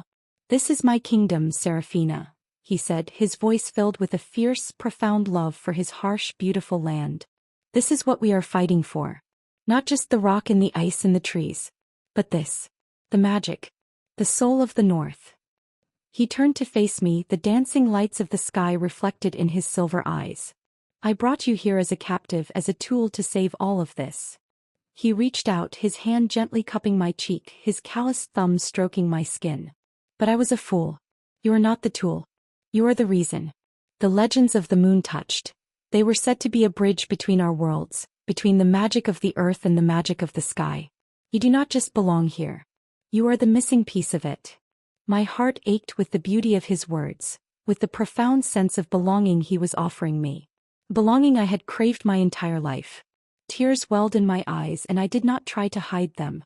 "Roric," I began, my voice thick with emotion, but he silenced me with a gentle finger to my lips. "I made you a promise once," he whispered, his gaze intense. "That I would unleash you. But a queen cannot be unleashed. She must choose to take her throne. He took my hand, his fingers lacing with mine. I am no longer asking for your allegiance as a weapon, Seraphina. I am asking for your heart. Not as my captive. Not even as my fated mate. He paused, and his next words were a vow that echoed in the vast, silent wilderness. Be my queen. Rule by my side. Help me build a world where our son can be born into peace, not war. The question hung in the air, more real and more terrifying than any declaration of war. He was offering me everything. A home. A purpose. A family. A crown. And his heart. Before I could answer, a frantic shout echoed up from the courtyard below. Pi King. An urgent message. The spell was broken. We rushed down from the spire to the great hall, where a mud-splattered, exhausted scout was leaning against the central table, a sealed parchment in his hand. He had ridden for 2 days straight, pushing his mount to its limits. Roric took the scroll, his face hardening back into the mask of the Wolf King. He broke the seal. As he read the message, a cold, lethal stillness settled over him. The air in the hall grew heavy, charged with a dreadful imminence. What is it? I asked, my heart pounding with a renewed sense of dread. He looked up from the parchment, his silver eyes like chips of ice. He held it out to me. My hand trembled as I took it. The script was elegant, precise, and chillingly familiar. It was from Cashin. It was not a plea nor a negotiation. It was an ultimatum. To the beast of Stonefang it read. You have taken what is mine. You have hidden behind your rocks and your savages long enough. My armies are marching. We will meet on the fields of Blackwater Pass at the next full moon. Bring my betrothed with you. If you surrender her to me, I will grant your people a swift death. If you do not, I will burn your pathetic kingdom from the face of this earth, and the last thing your precious queen will see is my flag flying over the ruins of her new home. The choice is yours. The full moon was less than a week away. The time for planning, for healing, for whispered confessions under the northern lights was over.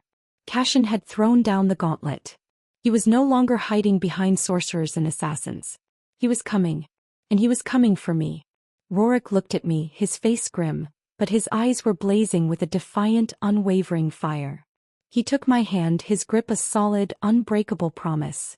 Let him come, he growled, his voice a low, resonant vow that every warrior in the hall could hear. Let him see what happens when he tries to take something that belongs to the Wolf King. The war had finally arrived. And I would face it not as a captive, but as a queen standing beside my king, ready to fight for our home, our people, and our son. Chapter 11. Cashin's ultimatum acted like a lightning strike on the fortress of Stonefang, burning away all uncertainty and forging the disparate wills of the pack into a single sharp spearpoint of purpose. The simmering resentment from the former Blackwood warriors, the cautious respect, the wary curiosity, it all evaporated, replaced by the grim, unifying reality of a common enemy at their gates. I was no longer a human interloper. I was the queen of their king, the mother of their future, and the symbol of the very freedom Cashin sought to crush. The war was no longer an abstract threat. It was a promise of fire and steel just days away. The fortress transformed into a hive of relentless, focused activity. The clang of hammers on steel echoed from the forges day and night as smiths repaired old armor and forged new arrowheads. The air grew thick with the sense of sharpening stones, fletching glue, and the pungent medicinal aroma of the healing salves I prepared in massive quantities with Maeve. Every leakin had a role. The warriors trained with a silent, lethal intensity, their practice spars no longer games but rehearsals for the slaughter to come. The women, far from the delicate courtiers of Ethel, were a formidable support force, securing provisions, setting traps in the surrounding forests, and honing their own considerable combat skills. Even the children helped, their small hands bundling arrows and carrying water skins. In the center of this maelstrom was Roric. He was no longer the brooding, conflicted man I had come to know. He was every inch the Wolf King, a being of pure, focused command. He moved through the fortress with a restless, predatory energy, his presence a constant source of strength and inspiration for his people. He was everywhere at once, directing the fortification of the outer walls, sparring with his commanders, personally inspecting every weapon and every warrior. The weight of his kingdom rested on his broad shoulders, and he bore it with a grim, unyielding grace. Our own relationship underwent a similar transformation. The tentative, fragile intimacy of our shared moments was put aside, replaced by the stark, urgent partnership of two rulers on the eve of a great war.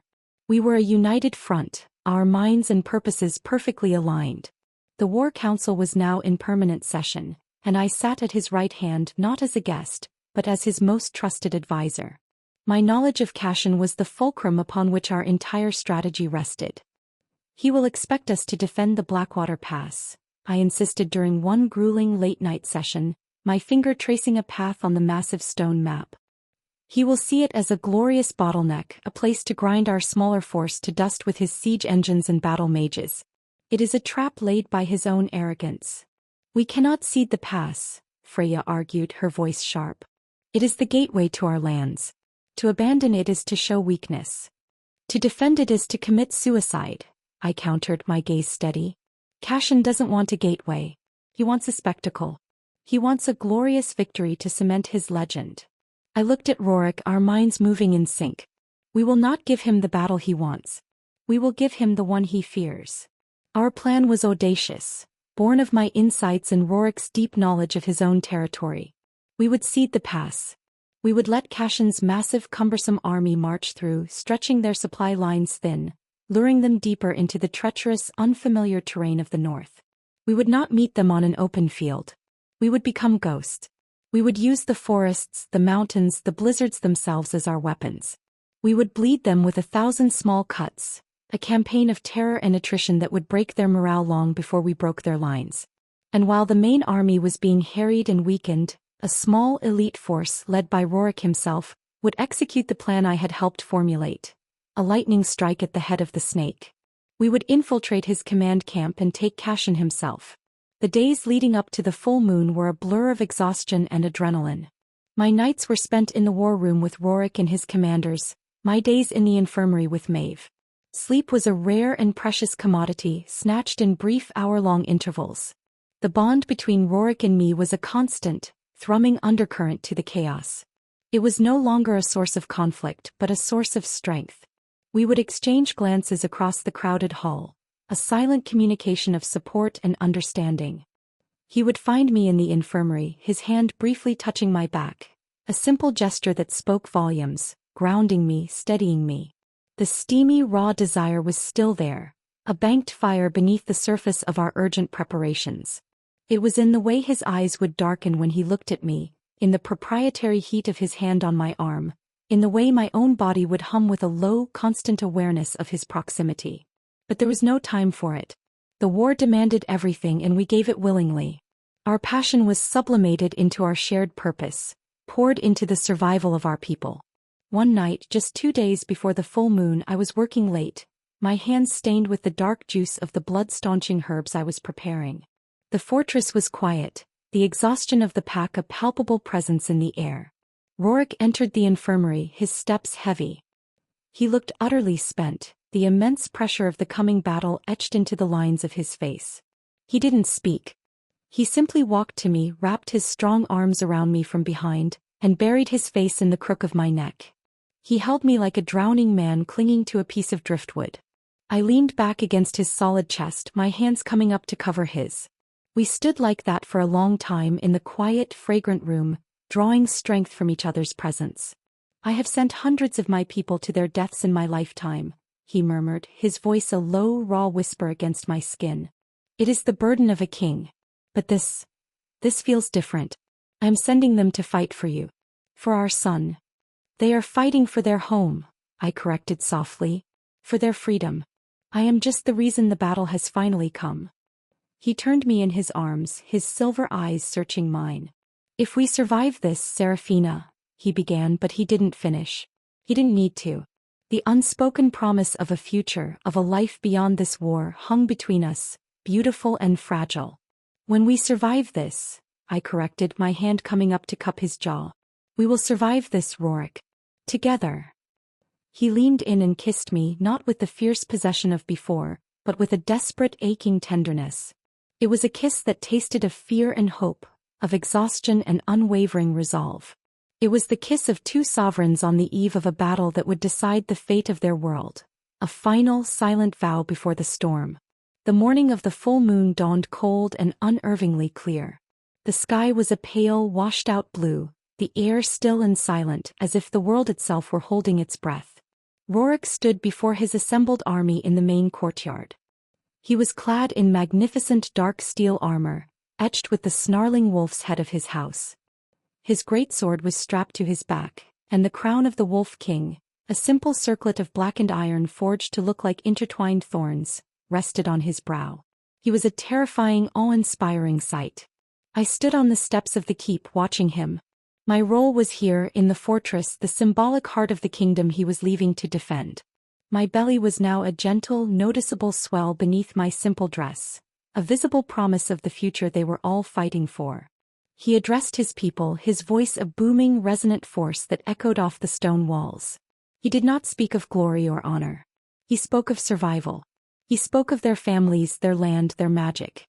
He spoke of the tyranny of Ethel and the arrogance of a prince who believed he could own the north. Then his gaze found mine. "And we fight for our queen," he roared, and the name echoed my own secret thoughts.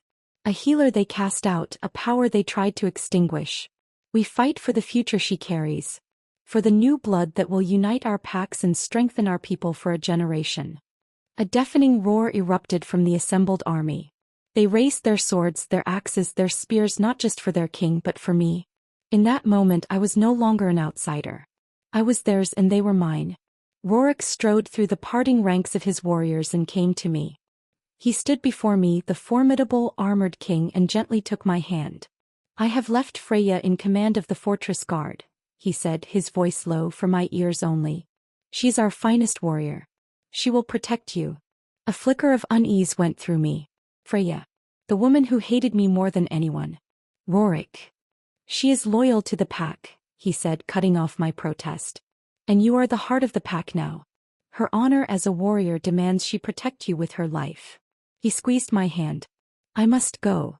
He leaned down and gave me a hard, swift kiss. "I will return to you," he vowed. "To you and our son." With that he turned and strode back to his warriors. He swung himself onto his massive black warhorse, raised his sword to the sky, and with a final earth-shaking battle cry, he led his army out of the gates of Stonefang, marching toward the war that I had brought to his doorstep.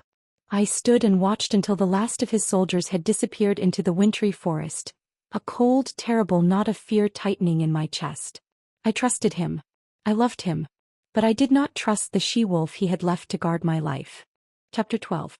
The silence that descended upon Stonefang after the army's departure was a heavy, suffocating blanket. The usual sounds of training and life were gone, replaced by an eerie quiet filled only by the whisper of the wind and the anxious, hushed tones of those who remained. The fortress felt like a hollowed-out ribcage, its heart and soul having marched out to meet the enemy. My own heart felt like it had gone with them. Every beat was a prayer for Roric's safety, every breath a testament to the gnawing fear that coiled in my gut. Freya took command with an icy, efficient authority. She was, as Roric had said, a brilliant warrior.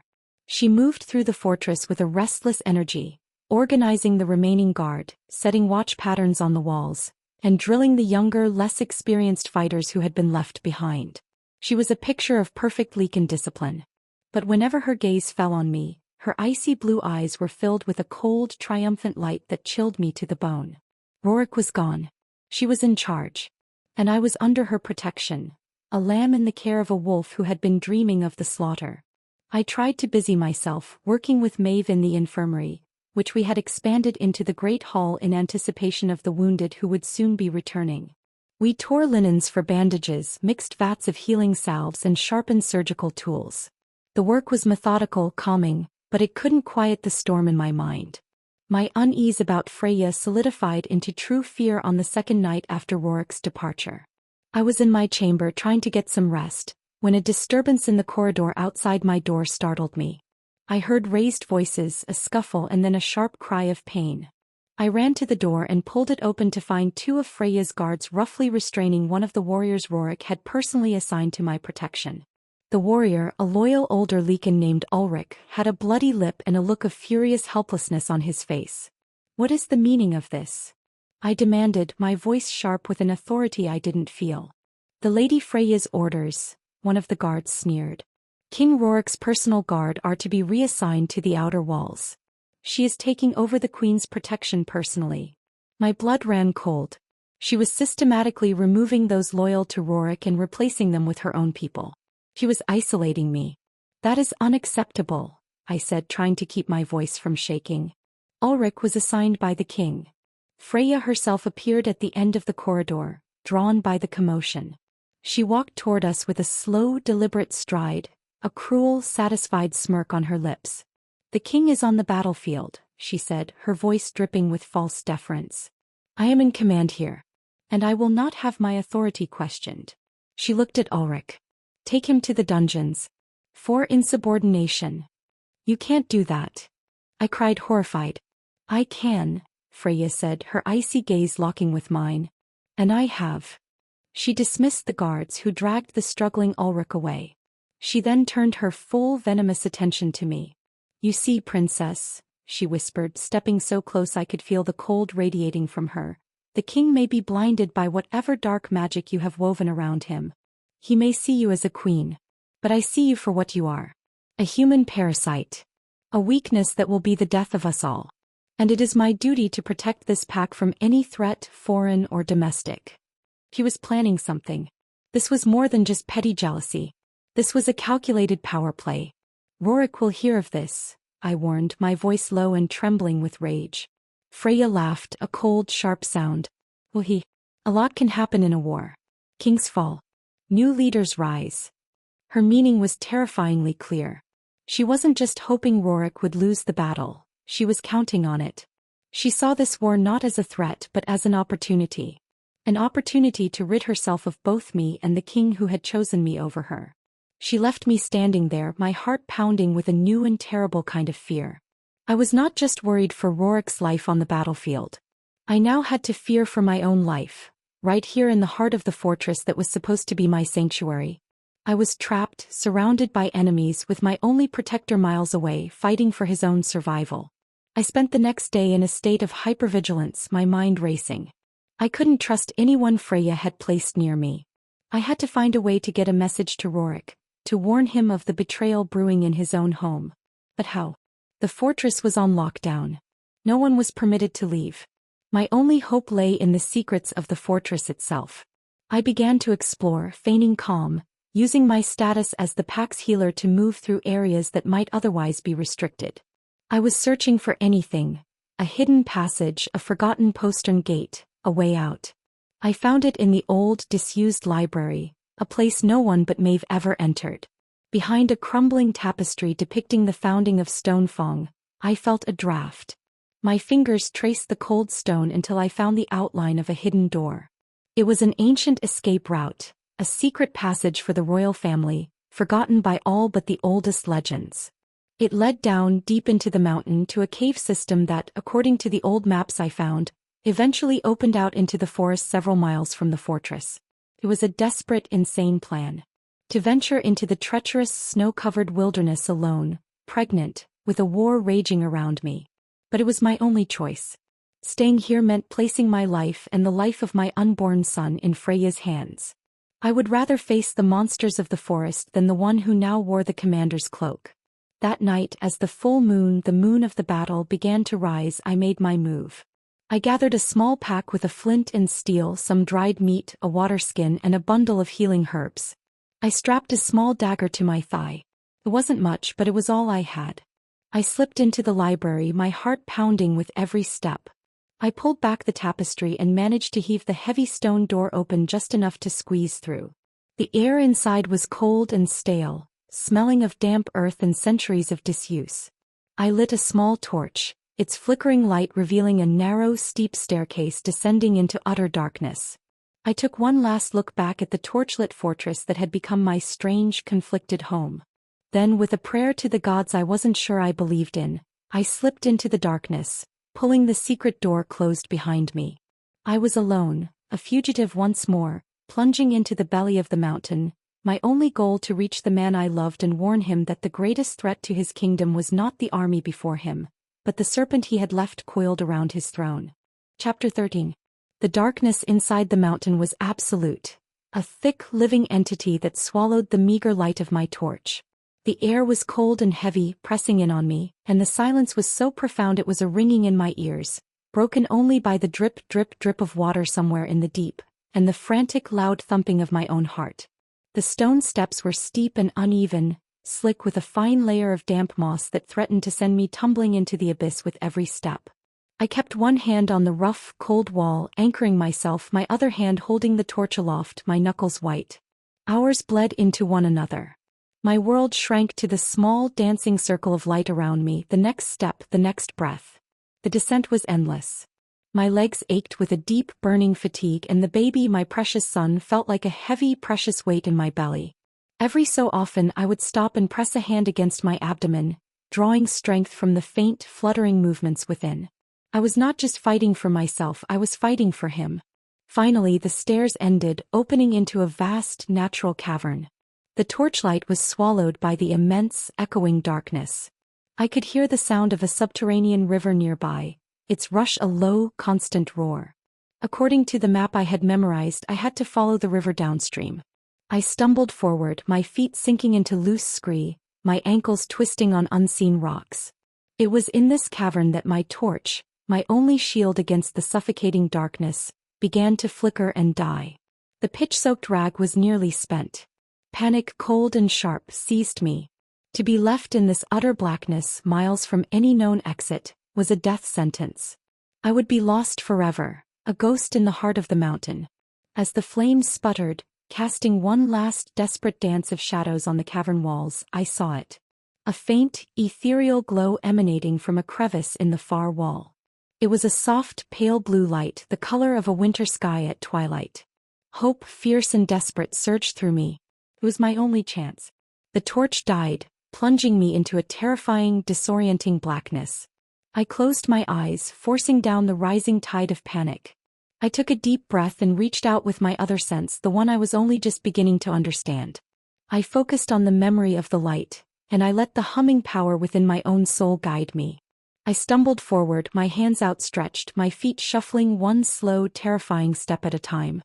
The glow grew brighter as I approached, a beacon in the oppressive dark. I reached the crevice and squeezed through, the rough rock scraping my clothes. I emerged into a smaller, hidden grotto, and my breath caught in my throat. The entire cavern was filled with a soft, internal luminescence. The walls were lined with massive crystalline formations that pulsed with a gentle, rhythmic blue light. It was the source of the glow I had seen. In the center of the grotto was a small, perfectly still pool of water, so clear it was like looking into liquid starlight.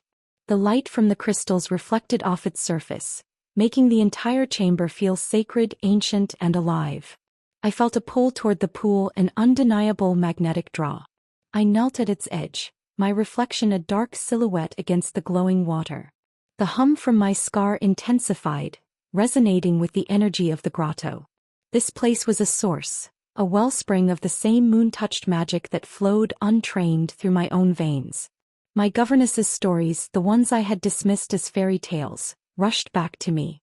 She had spoken of hidden places in the world, heart caves, where the moon's magic pooled, where the ancient healers of my line would go to renew their power and commune with the source. I had stumbled into one. I reached out a trembling hand and dipped my fingers into the water. It was not cold but cool and silky like liquid moonlight. A jolt of pure, clean energy shot up my arm, a feeling of profound peace and power that washed away my exhaustion, my fear, my despair. It was like a long, deep drink of water after a lifetime of thirst. The dormant seed of magic inside me greedily drank in the energy of the pool, and I could feel it unfurling, strengthening, awakening. I saw images in the water's surface, not reflections but visions. I saw my parents, their faces clear and proud, not as herbalists but as guardians, their hands glowing with the same blue light. I saw a line of ancestors stretching back through the ages, all of them bearing the same shimmering scar, the sigil of our bloodline. I saw, with a clarity that made my heart ache, that my own magic was not a curse or an accident, but an inheritance, a legacy of healing and light. Then the vision shifted. I saw the battlefield at Blackwater Pass. I saw Roric, a magnificent, terrifying figure in his dark armor, his wolf a primal fury unleashed. He was fighting not an army, but a handful of Cashin's elite crimson lions. It was a trap. Cashin wasn't there. The main army wasn't there. It was an ambush designed to take out Roric himself. The vision changed again. I saw Freya standing on the battlements of Stonefang, a cruel, triumphant smile on her face. She had sent a secret message to Cashin. She had told him of Roric's plan to strike at his command tent. She had betrayed him. She had sold her king for a chance to see me destroyed. The final vision was the most terrifying. I saw Cashin not at the battle but riding hard with a small elite force and his blood sorcerers. They were not heading for Blackwater Pass. They were heading for Stonefang. He knew Roric was gone. He knew the fortress was weakened. He was coming here. He was coming for me and for our son. I gasped, pulling my hand from the water as if burned. The visions vanished, leaving me kneeling in the glowing grotto, my heart pounding with a terrible, frantic urgency. Roric was riding into a death trap. Cashin was coming to my doorstep. And Freya held the gates. The magic of the pool had not just shown me the truth. It had given me a strength I had never known. The fear was still there, a cold knot in my stomach, but it was now overshadowed by a fierce, burning resolve. I would not let them win. I would not let Freya's betrayal or Cashin's obsession destroy the man I loved and the future we were fighting for. I rose to my feet, my body thrumming with a newfound power. The exhaustion was gone, replaced by a clear, focused energy. I knew what I had to do. The cave system map had shown another exit, a smaller, more treacherous path that led out onto the high cliffs overlooking the fortress. It was a path no one used, a path no one would be guarding. I would not run. I would not hide. I had been a pawn, a captive, a weapon. Now I would be a queen. I would return to Stonefang not as a victim but as a power they had not accounted for. I would face Freya. I would protect my son. And I would hold the fortress until my king returned. The healer had found her magic. Now it was time to show them her fury. Chapter 14. The ascent from the heart of the mountain was fueled by a desperate, cold fury. The magic of the heart cave hummed in my veins, a powerful, steady current that banished my fatigue and sharpened my senses to a razor's edge. Every crack in the stone, every shift in the air, every distant sound was magnified. The path was treacherous, a narrow, winding chimney that scraped my skin and tore at my clothes, but I moved with a newfound, sure-footed grace, my body infused with the strength of the living mountain itself. I emerged from a fissure in the rock face onto a high, windswept ledge just as the first light of dawn began to bleed across the eastern sky, painting the snow-covered peaks in hues of rose and violet. Below me, the fortress of Stonefang was still draped in shadows, a sleeping beast unaware of the serpent coiled in its heart. I could see the main gate, see the guards on the walls, Freya's guards, all of them. My stomach tightened. The fortress was a locked box and I was on the outside. But I had an advantage they couldn't possibly predict. I had magic. I closed my eyes, reaching for the power that now felt like a familiar extension of my own soul. I remembered the visions in the pool, the way my ancestors had wielded their light. It wasn't just for healing flesh. It was for mending, for influencing, for weaving the very threads of perception. I focused on the two guards stationed on the section of the wall closest to me, the one nearest the old, disused postern gate I had spotted on the fortress plans. They were lichens, their senses sharp, but their minds were their own. I didn't try to control them. I simply nudged. I projected a feeling of profound, overwhelming boredom. I wove a suggestion of a warm fire and a horn of ale waiting in the guardhouse. I painted a mental picture of the biting wind, the uselessness of their watch, the absolute certainty that no threat could possibly come from this sheer, unclimbable cliff face. I held the gentle, persistent thought for what felt like an eternity. Then I saw one of the guards shiver, pull his fur cloak tighter, and mutter something to his companion. The other guard laughed, slapped him on the back, and together they abandoned their post, heading for the warmth of the nearest watchtower. It had worked. My heart hammered against my ribs with a mixture of terror and exhilaration. I scrambled down the last few feet of the rock face, my movements silent and swift. I reached the small, iron-banded postern gate. It was rusted and stiff but not barred from the inside. With a surge of magically enhanced strength, I heaved the heavy door open just enough to slip through, the shriek of the ancient hinges deafening in the morning quiet. I was inside. I moved through the shadowed corridors like a ghost, my senses on fire. I could smell the lingering scent of Freya's patrol, could hear the distant, muffled snores of sleeping warriors, could feel the deep rhythmic pulse of the fortress itself. I was no longer a stranger here. I was a part of it, my magic resonating with the ancient stones. My first priority was my son. Even though he was not yet born, he was the reason for all of this. I needed to ensure my own safety to guarantee his. I made my way not to my own chamber but to Maeve's. The old healer was the only one in this fortress I could still trust. I found her asleep in her small, herb-scented room off the infirmary. I touched her shoulder gently. She awoke with a start, her eyes flying open, a gasp on her lips. "Hush," I whispered, pressing a finger to my own lips. "Lady Seraphina," she breathed, her eyes wide with shock and relief. "By the ancients we thought. Freya said you had fled, that you had betrayed the king and run back to your people." My blood ran cold. The serpent had already been spinning her venomous lies. "Freya is the traitor," I said, my voice a low, urgent whisper. "She has betrayed Roric. Cashin is not at Blackwater Pass. He is coming here. He is coming for me." Maeve's face, already pale, turned ashen. She believed me instantly. Her wisdom went beyond politics. She could sense the truth in my words, see the new, determined power burning in my eyes. "What must we do?" she asked, her voice trembling but resolute.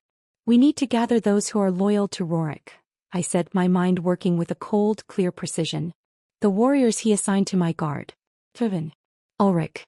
Anyone whose loyalty is to their king, not to Freya's ambition." "Freya has Ulrich and the others locked in the dungeons," Maeve whispered, her eyes dark with fear. "And Torvin is still recovering. He is strong but not strong enough to fight her entire guard." "He will not have to fight them," I said, a daring, desperate plan forming in my mind. "He just needs to create a distraction." We spent the next hour moving like shadows through the sleeping fortress. I found Torvin, the burly warrior whose life I had saved. When I told him of Freya's betrayal, a low, murderous growl rumbled in his chest. His loyalty to Roric and now to me was absolute. He agreed to the plan without hesitation, his eyes blazing with a warrior's righteous fury. The plan was simple, and its success depended on Freya's own arrogance. Torvin would stage a loud, public challenge to Freya's authority in the main courtyard as the fortress was waking. He would accuse her of cowardice, of hiding behind the walls while the king bled on the battlefield. It was an insult her pride as a warrior could not ignore. She would have to respond, and it would draw the bulk of her personal guard to the courtyard to witness her putting down the rebellion. While all eyes were on the courtyard, Maeve and I would go to the dungeons. As the first rays of sunlight streamed into the courtyard, Torvin made his move. He strode into the center of the yard, his voice a booming roar that echoed through the fortress. "Freya! Show yourself, usurper! Do you call yourself a commander, hiding here while true warriors die for a king you have abandoned?" The effect was instantaneous. Lichens poured from the barracks, their faces a mixture of shock and confusion. And then Freya appeared on the steps of the keep, her face a mask of incandescent rage. Her pride had been wounded in the most public way possible. As I had predicted, she didn't just send her guards. She came herself, a dozen of her most loyal warriors at her back, ready to make an example of Torvin. The entire fortress's attention was now focused on the brewing confrontation in the courtyard. This was our chance. Maeve and I slipped away, running down the cold stone steps to the dungeons. The two guards at the entrance were young, their attention hopelessly distracted by the shouts from the yard above. I used my trick again, weaving a gentle web of suggestion, a powerful urge to see the fight, a complete certainty that no one would possibly be coming to the dungeons now. They looked at each other, nodded, and abandoned their post, rushing up the stairs. Maeve had a set of master keys, a privilege of the pack's healer. She found the right one, and the heavy iron door to the main cell block creaked open. Inside, in the dim, foul-smelling darkness, were Roric's men. Ulrich and half a dozen other warriors, all of whom looked up in stunned disbelief as we entered. "The Queen," Ulrich breathed, his face a mixture of awe and relief. "There is no time," I said, my voice sharp and urgent. "Freya has betrayed the king. Cashin's army is marching on Stonefang. We are all that stands between them and the complete destruction of this pack. Are you with me?" A low, unified growl was my answer. Their loyalty to Roric was absolute. their fury at Freya's betrayal a palpable murderous force. As Maeve unlocked their cells, they gathered around me, a small, grim band of loyalists, the last true defenders of the Wolf King's throne. We armed ourselves with the weapons taken from the guard station. We were hopelessly outnumbered, but we had the element of surprise and we had a cause worth dying for. As we prepared to ascend from the dungeons and retake the fortress from within, a deep, resonant horn blast echoed from the watchtowers outside. It was not a Leaken war horn. It was a sound I knew from my childhood, a sound that chilled me to the very marrow of my bones. It was the hunting horn of the royal house of Ethel. Cashin was here. The serpent was at the gates. And the war for Stonefang had begun. Chapter 15. The sound of Cashin's hunting horn was a death knell. It sliced through the internal chaos of the fortress, a stark, terrifying reminder of the true enemy at our gates. The confrontation in the courtyard between Torvin and Freya instantly became irrelevant, overshadowed by the massive existential threat that now stood before Stonefang. From a high window in the corridor I could see them. A sea of them. Cashin's army was a river of dark steel and crimson banners, pouring out of the forest and surrounding the fortress. They had siege towers, catapults, and a contingent of battle mages whose dark robes seemed to drink the very light from the morning. Cashin himself was at their head, a golden figure on a white stallion, the very picture of a righteous, avenging prince. He had not just come for me, he had come to burn this entire mountain to the ground. The pack, which had been moments from tearing itself apart, was now frozen in a state of collective shock and terror. They were trapped. Their king and their best warriors were miles away, and an overwhelming enemy force was at their doorstep. Freya, for all her ambition and treachery, was a Leaken. Her face had gone pale, her fury at Torvin forgotten, replaced by the primal, cornered animal fear of a warrior facing impossible odds. Her moment of triumph had turned to ash in her mouth. She had wanted to usurp a throne, not preside over the annihilation of her entire people. This was my moment. To the battlements! I shouted, my voice ringing with a power and authority that surprised even myself. Ulrich and Roric's loyalists, my small band of dungeon rebels, were the first to respond, their discipline overriding their shock. They looked to me not as a human or a healer but as their commander. We hold the walls until the king returns. My words seemed to break the spell of fear that had paralyzed the pack. They were warriors. They had an enemy. They had orders. One by one, then in groups, Freya's guards and the other Lycans turned and ran for the walls, their internal squabbles forgotten in the face of their shared impending doom. I ran with them, Ulrich at my side, my mind racing. Our only advantage was the fortress itself. Stonefang was built for a siege. But we were undermanned and they had magic. The first volley from the catapults was a terrifying scream, followed by a series of earth-shaking crashes as massive boulders slammed into the stone walls. The fortress shuddered and chunks of rock rained down into the courtyard. Panic began to spread among the defenders. Archers! I commanded, my voice carrying over the din. Focus your fire on the mages. They are the greatest threat. The Leaken archers, accustomed to taking orders from their alphas, responded instantly. A hail of arrows rained down and several of the dark-robed figures fell. But there were too many. The mages began their incantation, a low, guttural chant that seemed to make the air grow cold and heavy. A shimmering, sickly green shield of energy began to form over their front lines, deflecting the next volley of arrows. Cashin's army began their advance, pushing the massive siege towers toward the walls under the cover of the magical shield. It was a slow, inexorable march of death. Freya found me on the main wall, her face a mask of pale, desperate fury. "This is your fault," she screamed at me over the roar of the battle. "You brought this curse upon us.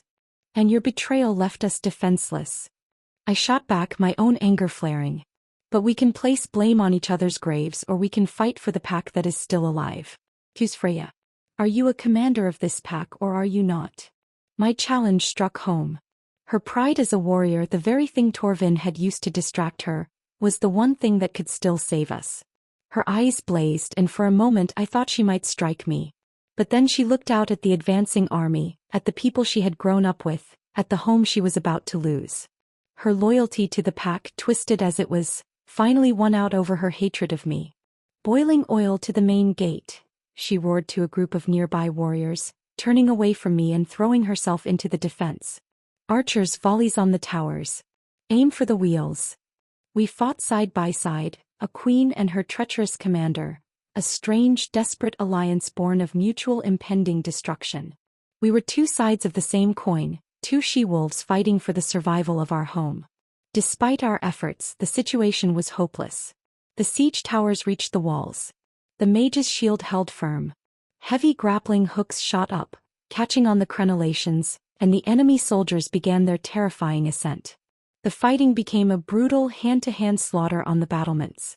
The Lycans fought with a desperate, savage fury, but for every one of Cassion's soldiers they threw from the walls, 2 more took their place. We were being overwhelmed.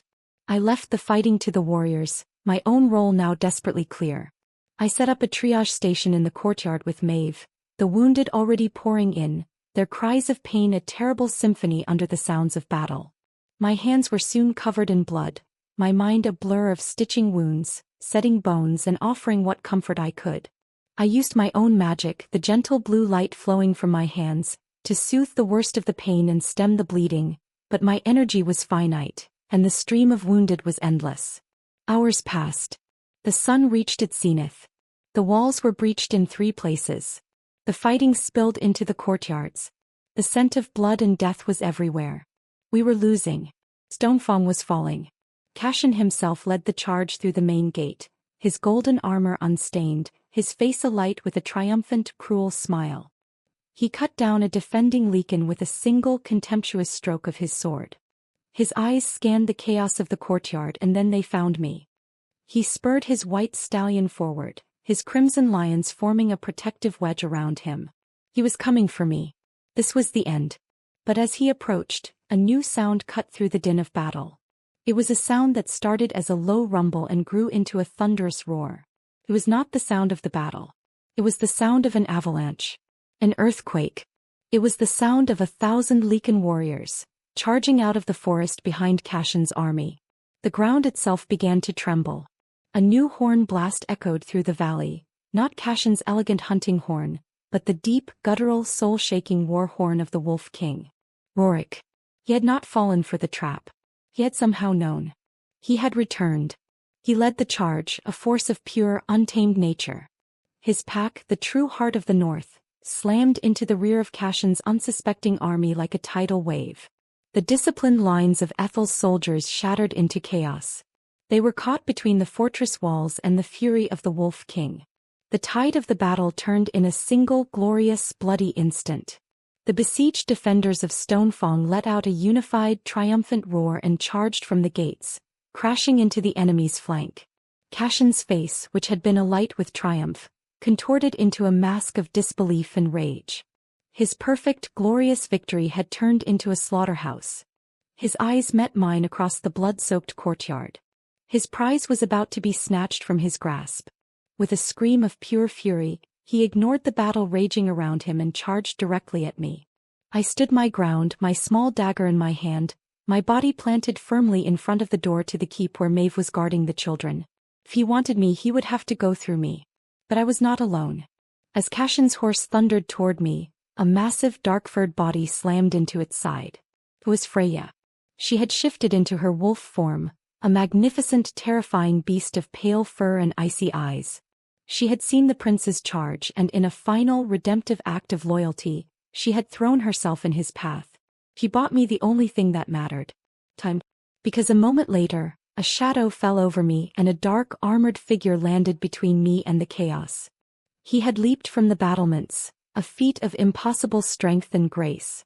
His great sword was in his hand, dripping with the blood of his enemies. Roric. My king had returned. He turned his back to me, planting himself as an unbreakable shield. He faced the furious, unhorsed prince, and the entire war seemed to shrink to the space between these 2 alphas, 2 kings, fighting for the soul of a kingdom and for the woman who stood between them. Chapter 16. The world seemed to hold its breath.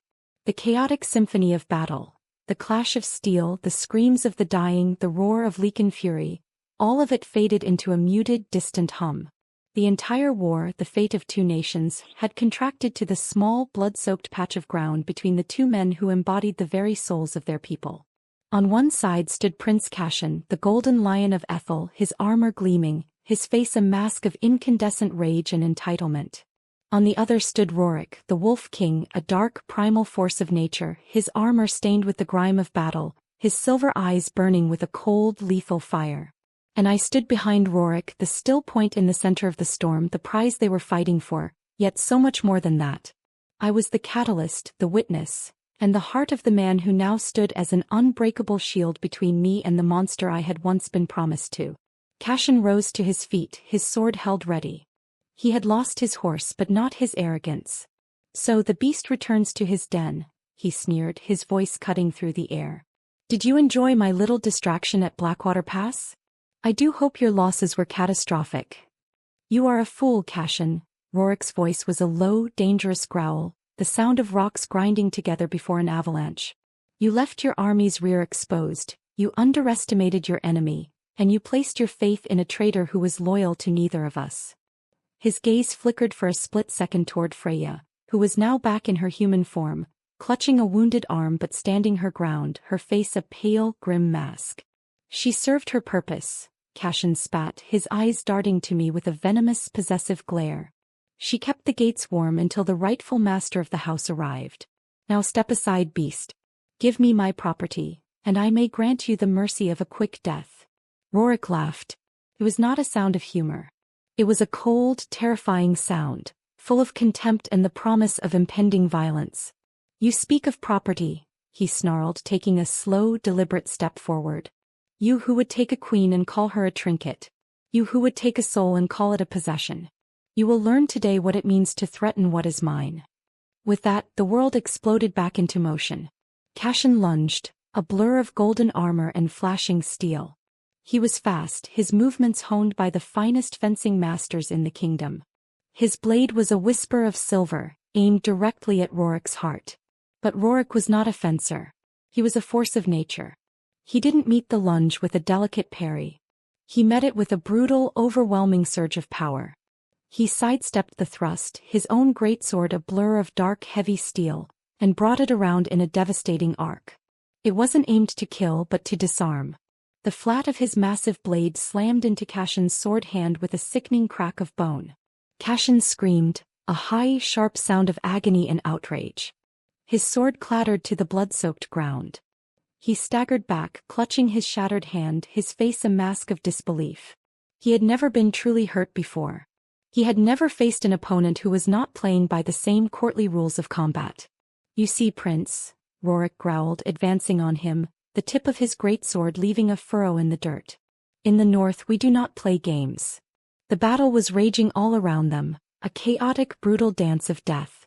Roric's warriors, invigorated by the return of their king, were cutting through the disorganized ranks of the Ethel army.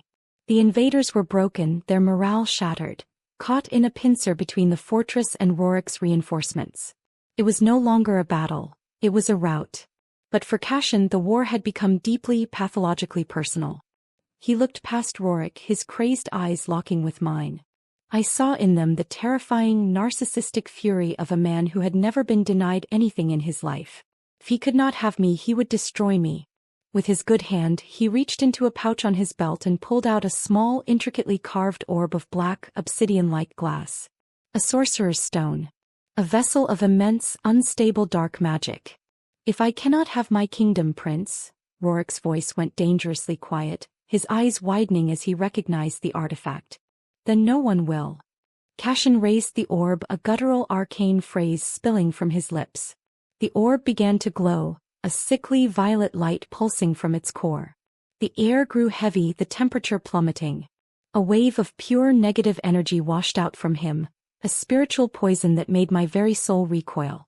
The lichens closest to him cried out, staggering back, their connection to their natural magic momentarily severed by the vile power.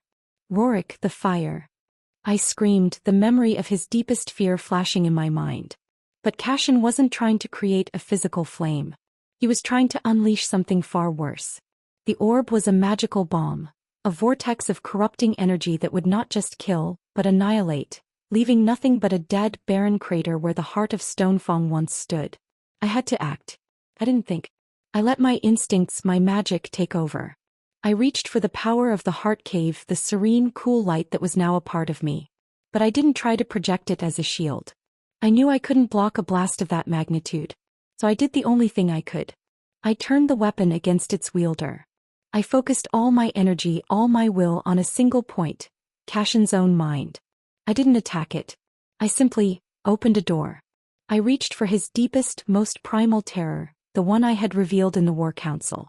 The memory of the nursery fire, the smell of smoke, the screams of his dying brother. I took that memory and I made it real. I wove an illusion, a phantasm of pure, unadulterated terror. To everyone else in the courtyard, Cashin was just a man holding a glowing rock. But in his own mind he was suddenly engulfed in flames. Not real fire but the memory of it, a psychic inferno that burned hotter than any physical blaze. He screamed, a raw, terrifying sound of a soul being torn apart. He dropped the orb, his hands flying to his face as if to shield himself from the phantom flames. He stumbled backward, his eyes wide with a madness that was no longer just rage but pure, unadulterated terror. He was no longer in the courtyard. He was a terrified little boy, trapped in a burning room, the ghosts of his past rising up to consume him. The orb, its activation sequence interrupted, fell to the ground. The violet light flickered and died. Roric, seeing his opportunity, did not hesitate. He lunged forward, not with his sword but with his fist. He delivered a single brutal punch to Cashin's jaw. The prince's head snapped back and he crumpled to the ground, unconscious, his reign of terror ending not with a bang, but with a pathetic, whimpering descent into his own personal hell. Silence fell in our small part of the courtyard. Roric stood over the unconscious form of his rival, his chest heaving, his silver eyes blazing. He turned to me, his gaze filled with a mixture of profound relief, awe, and a fierce, possessive pride that made my heart ache. He strode to me, ignoring the dead and the dying around us. He pulled me into his arms, his embrace a crushing, desperate affirmation of life. He buried his face in my hair, his body trembling with the aftershocks of the battle. Seraphina, he breathed, my name a prayer against my skin. I wrapped my arms around his neck, holding on as if he were the only solid thing in a world that had just been torn apart and remade. You came back, I whispered, tears of relief streaming down my face. I will always come back to you, he vowed, his voice a low, guttural promise. He pulled back, his large, calloused hands cupping my face. He looked at me, truly looked at me, and I knew that he was not just seeing a healer or a queen or a mate. He was seeing his partner, the woman who had not just waited for him to save her, but had risen up and saved them all. He kissed me then in the middle of the blood-soaked courtyard, surrounded by the wreckage of our war. It was a kiss of raw, desperate gratitude, of profound, soul-deep love. It was a kiss that sealed our victory, a brand of ownership and partnership that declared to the gods and the world that we were now and forever one. The fighting was beginning to die down. The Ethel army was broken, their prince fallen, their spirit shattered. The warriors of Stonefang were rounding up prisoners, their victory howls beginning to echo through the valley. But as Roric held me, I looked over his shoulder and saw her. Freya. She stood alone near the gate, her face pale, her expression unreadable. He had not tried to stop me, had not tried to help Cashin. She had fought for the pack. But the look in her icy blue eyes was not one of relief or victory. It was the cold, hard look of a wolf who has lost everything, a look of profound, desolate emptiness. The war with Ethel was over.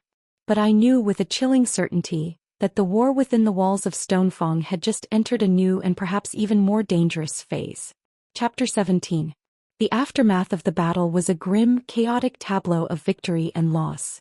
The courtyard of Stonefang, which had been a killing field just hours before, was now a makeshift infirmary, a prison camp and a funeral pyre all in one. The air was thick with the metallic scent of blood, the sharp, acrid smell of medicinal herbs, and the sorrowful smoke from the fires that consumed the honored dead. The howls of victory had been replaced by the low, keening cries of mourning for the lichens who had fallen. I worked tirelessly alongside Maeve, my newfound magical stamina the only thing keeping me on my feet.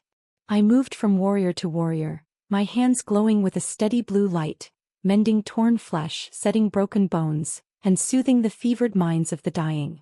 I was no longer an outsider. I was their healer, their queen, and my magic was a gift of hope in the midst of their despair. For every life I saved, I could feel the threads of my connection to the pack strengthening, weaving me into the very fabric of their community. Roric was the very picture of a victorious king, but the cost of that victory was etched onto his soul. He moved through the carnage with a heavy heart, his words of comfort to the widows and orphans of his pack a low, somber rumble. He personally oversaw the treatment of the prisoners, his commands sharp and just. The Ethel soldiers, stripped of their weapons and their arrogance, were treated with a surprising mercy. They were given food, water, and their wounds were tended to. They are soldiers, not monsters, he told me when I questioned him, his silver eyes dark with the weariness of a lifetime of war. They fought for a false king, but they fought with honor. We are not butchers like Cashin. We will show them the northern way. Cashin himself was a more complex problem. He was held in the deepest, most secure cell in the dungeons, the one that had briefly held Roric and Ethel. He was no longer in the grip of my illusion, but his mind was fragile. He was sullen and unresponsive, his eyes holding the haunted, vacant look of a man who has been forced to look into the abyss of his own soul and found nothing there. He was a king without a kingdom, a warrior without a sword, a man without his pride. He was a shell, and Roric did not know what to do with him. To kill him would be to make him a martyr. To release him would be to invite future conflict. So he remained, a poisonous, silent presence in the heart of our fortress. But the most immediate and perhaps most dangerous issue was Freya. After the battle, she had not been celebrated as a hero, nor had she been condemned as a traitor. She existed in a strange, silent limbo. She had fought bravely in the final moments, her last-ditch act of loyalty saving me and turning the tide. But everyone in the fortress now knew, through the whispers of Ulrich and the other loyalists I had freed, that she had been the one to imprison them, that she had planned to usurp the throne. She was a paradox, a savior and a betrayer. Roric finally confronted her on the third day after the victory. He summoned her to the war room, the same room where she had once challenged my presence. He asked me to be there not as a witness but as her judge. I stood by the great stone map, my hand resting on my now prominent belly, a silent testament to the future she had almost destroyed. Freya entered, her face pale but her back ramrod straight. She wore her warrior's leathers, her sword at her hip. She was not a penitent. She met Roric's cold, silver gaze without flinching. "You betrayed me, Freya." Roric's voice was a low, deceptively calm growl. "You betrayed your king and you betrayed your pack. You conspired with our enemy and left your people to be slaughtered. Give me one reason why I should not have your head on a spike before the sun sets." "I did what I thought was necessary to protect the pack," she said, her voice steady, though a faint tremor ran through her hands. From her. She shot a hateful glance at me. "I saw her as a poison, a human weakness that would be your undoing. I believed your obsession with her was blinding you, that it would lead us all to ruin." "My obsession with her is a sacred bond you could never comprehend," Roric snarled, his wolf close to the surface. "And her weakness is a power that saved every single one of us. She is a queen of a line more ancient than my own. She is the mother of my heir. And you would have seen her dead." "Yes," Freya admitted, and the stark honesty of the word was shocking. She lifted her chin, a single tear finally tracing a path down her pale cheek. "Yes, I would have. Because I love this pack more than my own life. And I loved you, my king, in the only way a warrior knows how. I saw her as a threat to everything I have ever sworn to protect." She took a deep, shuddering breath. "But I was wrong. When the horns blew, when the enemy was at the gates, I saw her. She did not run. She did not cower. She fought. She healed. She led. She was a queen." The last word was a whisper of defeat, a complete and utter surrender of her own pride. "And in the end," Freya continued, her gaze finding mine, her icy eyes filled with a complex mixture of hatred and a new, profound and grudging respect, "I could not let him harm her. Because she was right. She is the heart of this pack now. To protect her was to protect us all." She unbuckled her sword belt and let it clatter to the stone floor. She then went to one knee before Roric, bowing her head in a gesture of ultimate submission. "I betrayed your trust, and for that I am forfeit. I ask for no mercy. I ask only that you grant me a warrior's death." The room was silent. I looked at Roric. His face was a mask of stone, his eyes filled with the agony of a king forced to pass judgment on his most devoted, most flawed and most loyal warrior. He had loved her too in his own way. As his second, his shield, his right hand. To kill her would be like cutting off a part of himself. "The choice is not mine to make," Roric said, his voice a low growl. He turned his head and looked at me. Every person in the room held their breath. He was giving the judgment to me. To the woman she had tried to destroy. It was the ultimate test of my own queenship. I looked down at Freya, at this proud, fierce, broken woman kneeling on the floor. I saw her hatred, her ambition, her betrayal. But I also saw her fierce loyalty, her warrior's heart, and her final redemptive sacrifice. To kill her would be justice. But justice, I was beginning to learn, was not always the same as what was right. The North did not need more death. It needed to heal. "Stand up, Freya," I said, my voice quiet but clear in the silent room. She looked up, her eyes wide with shock. "You betrayed your king," I said, my voice gaining strength. "And you betrayed me. That is a debt that will not be easily repaid. You say you love this pack. Then you will serve it. You have lost your rank as a commander. You have lost your seat on this council." I paused, letting the weight of the punishment sink in. "From this day forward, you will be the personal guard to the heir of this pack. You will be sworn to protect the life of my son. You will spend every day of your life defending the child of the woman you tried to have killed. His safety will be your only honor. His life will be your redemption. That is my judgment." A collective gasp went through the room. It was a punishment more cruel and more merciful than a swift death. It was a sentence of life, a life of constant, vigilant service to the very symbol of her own defeat. Freya stared at me, her mouth agape. Then a slow, profound understanding dawned in her eyes. She saw the wisdom of it, the poetic justice. She saw that I was not acting out of vengeance, but out of a desire to heal our fractured pack. She bowed her head once more, and this time it was not to Roric but to me. "I accept," she whispered, her voice thick with an emotion I could not name. "I will be his shield. I swear it on my life." Roric looked at me, his silver eyes filled with a pride and a love so profound it stole my breath. In that moment, in that room, I was no longer a captive or a consort. I had passed my final test. I had dispensed the justice of a true queen. Later that night, Roric came to our chamber. He was quiet, his mood somber and contemplative. He came to me where I sat by the fire and knelt before me, taking my hands in his. "What you did today," he began, his voice rough with emotion. "It was the act of a ruler far wiser than I. I would have killed her. My wolf demanded it. But you found a way to save her, and in doing so, you saved a piece of our pack's soul. I learned it from you," I said softly, my fingers lacing with his. "You showed mercy to your prisoners. I showed mercy to ours." He lifted my hand to his lips and kissed my knuckles, a gesture of profound, reverent devotion. "I am not the only king in this fortress anymore," he murmured against my skin. He pulled me to my feet and into his arms. The banked fire of our desire, held in check for so long by the urgency of war, roared back to life. There were no more battles to plan, no more traitors to judge, no more immediate threats to our survival. There was only this. The quiet of our room, the warmth of the fire, and the overwhelming, undeniable truth of our love.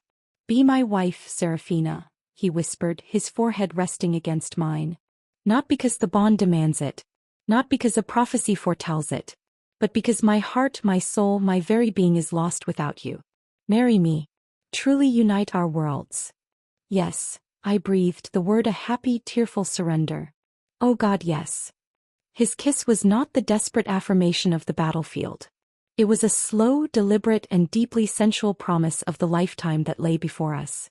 It was a kiss of healing, of peace, and of a love that had been forged in the crucible of war and had emerged, scarred but unbreakable. That night, for the first time, we came together not as a king and his queen or an alpha and his mate, but as a man and a woman, two halves of a single soul, finally, completely and irrevocably home.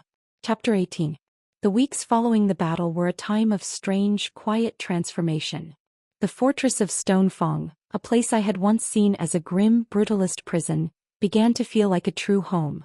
The deep, resonant hum of life returned to its halls, no longer tinged with the sharp, metallic edge of impending war, but with the steady, hopeful rhythm of rebuilding. The physical scars on the fortress walls were slowly mended by stonemasons, and the deeper scars on the pack's soul began to heal under the gentle, unwavering light of our newfound peace. My marriage proposal from Roric was not a secret whispered in the dark, but a fact that settled over the pack with a sense of profound, inevitable rightness. There was no grand announcement. There didn't need to be. The way he looked at me, the way he touched me, the way we moved as a single, united entity was a declaration more powerful than any royal decree. We were the king and queen, and the pack, which had been fractured by suspicion and betrayal, now rallied around the promise of our union. Our nights became our sanctuary. The war room was replaced by our bedchamber, tactical maps replaced by the geography of each other's bodies. The steam and fire that had been suppressed for so long was finally unleashed, and it was a glorious, breathtaking inferno. Roric was a masterful, attentive lover, his primal wolfish possessiveness tempered by a deep, reverent tenderness that left me breathless. He worshipped my body with a devotion that healed every old wound, every scar left by Cassion's contempt and the court's judgment. He celebrated the gentle swell of my belly, treating the child within as a sacred miracle. In his arms, I was not just a queen or a healer. I was a cherished, desired woman, beautiful in my power and my pregnancy. And I, in turn, learned the landscape of him. I learned the feel of his scars under my fingertips, the low, guttural growl of pleasure in his throat, the way his silver eyes would darken to molten pewter in the throes of passion. I learned that beneath the hardened warrior and the burdened king was a man with a profound capacity for love, a love he had kept locked away for 20 years and had now given to me in its entirety. Our lovemaking was more than a physical act. It was a communion, a constant reaffirmation of the bond that tied not just our bodies but our souls. My relationship with Freya evolved into a strange, unspoken truce. She was true to her word, a silent, formidable shadow at my side. She was my constant guard, her icy eyes missing nothing, her hand always near her sword. There was no warmth between us, no friendship, but there was a new, hard-won respect. She saw my strength, my dedication to the pack, my love for her king. And I saw her unwavering, if misguided, loyalty. We were two of the most powerful women in the North, and we had found a way to exist not as rivals, but as the two unshakable pillars supporting the same throne, his and by extension our sons. Cassion remained a ghost in the dungeons. Envoys from Ethel arrived, first demanding, then pleading for the return of their prince. Roric, with my counsel, met with them. He was a shrewd and powerful negotiator. He did not want their gold or their land. He wanted a new treaty, an end to the centuries of conflict. He demanded that the old borders be restored, that the sacred lichen forests burned for farmland be returned and allowed to regrow, that all persecution of his people within Ethel's lands cease immediately. In exchange, he would return their prince, broken but alive. It was a masterful stroke of politics. He used his victory not to conquer, but to secure a lasting peace for his people, for our son. The envoys, faced with the complete collapse of their army and the instability of their leaderless kingdom, had no choice but to agree. The treaty, to be signed upon Cassion's return, would be called the Queen's Peace in my honor. One afternoon, a few weeks before the treaty was to be signed and Cassion was to be sent home in disgrace, Roric came to me. His face was grim. "He is asking to see you," he said, his voice a low growl of displeasure. "Cassion. He says he will not agree to the final terms of his release unless he can speak with you. Alone." A knot of ice formed in my stomach. The thought of seeing him again, of facing the man who had been the architect of so much of my past pain, was terrifying. "You don't have to," Roric said immediately, his hand coming to rest protectively on my arm. "I can refuse." "No," I said, my voice quiet but firm. I placed my hand over his. "This is a ghost I need to face. This is a chain from my old life that I need to break myself. I will see him." The dungeons were cold and damp, a stark contrast to the growing warmth and life in the fortress above. The air smelled of stale water and despair. Roric and Freya escorted me to his cell, the heavy iron door groaning open to reveal the pathetic figure within. Cassion was a shadow of his former self. His golden hair was lank and greasy, his fine clothes were tattered and stained. He was thinner and a wild, haunted look was in his eyes. But as he saw me, a flicker of the old arrogance returned. He pushed himself up from the crude cot, a sneer twisting his lips. "So," he hissed, his voice a dry rasp, "the little mouse comes to visit the lion in his cage. Have you come to gloat, Seraphina? To revel in my downfall? I have come because you asked for me, Cashin, I said, my voice calm and even. I stood just outside the bars, Roric a silent, intimidating presence just behind me. He laughed, a harsh, humorless sound. You look disgustingly radiant. Motherhood suits you. Though I must say I am surprised the beast's mongrel pup hasn't torn you apart from the inside out.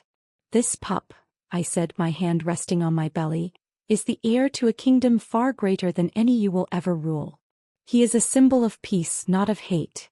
His eyes narrowed, his gaze filled with a familiar venom. Do you really think this is over? Do you think I will simply crawl back to Ethel with my tail between my legs? This treaty is a temporary reprieve. Ethel will never accept peace with your kind. I will rebuild. I will return. And I will take back what is mine.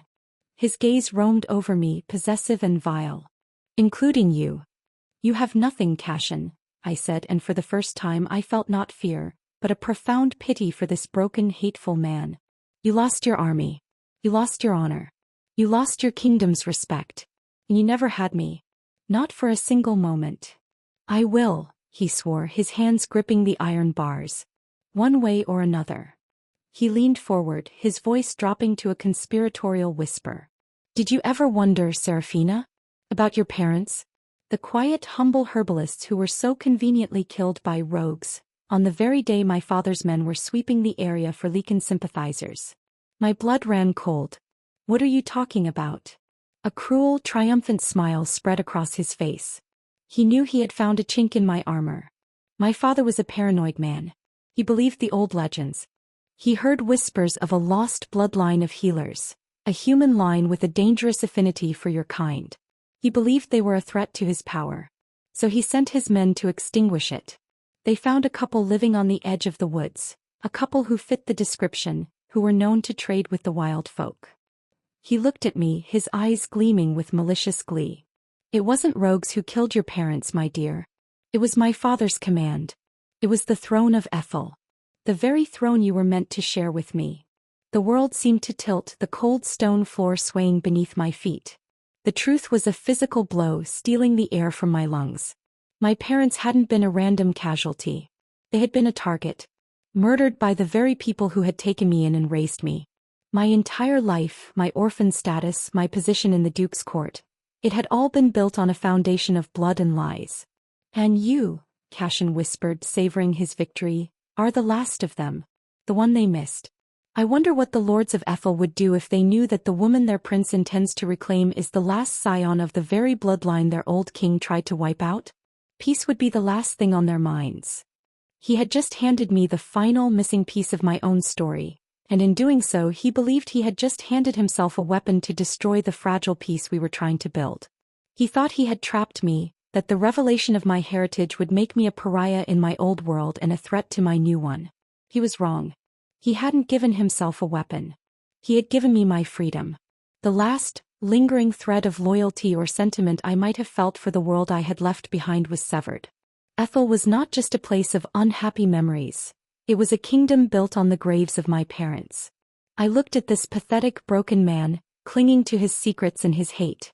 And I felt the last chain break. Thank you, Cashin, I said, my voice clear and cold as ice. He looked at me confused. You have just given me the greatest gift of all, I told him. You have given me the truth. And you have reminded me exactly where my home is. I turned my back on him, on the ghost of my past, and walked away, not looking back. I felt Roric's hand on the small of my back, a steady, grounding presence. The dungeon felt a little less cold, a little less dark. Cashin's final, desperate act of cruelty had not broken me. It had finally, completely and irrevocably set me free. Chapter 19. Leaving the dungeons was like surfacing from a deep, cold and murky body of water. I stepped out into the torchlit corridor, taking a shuddering breath, the clean, crisp air of the fortress a welcome balm. Cashin's revelation echoed in my mind, not as a source of fresh pain, but as a final, clarifying chord in the chaotic symphony of my life.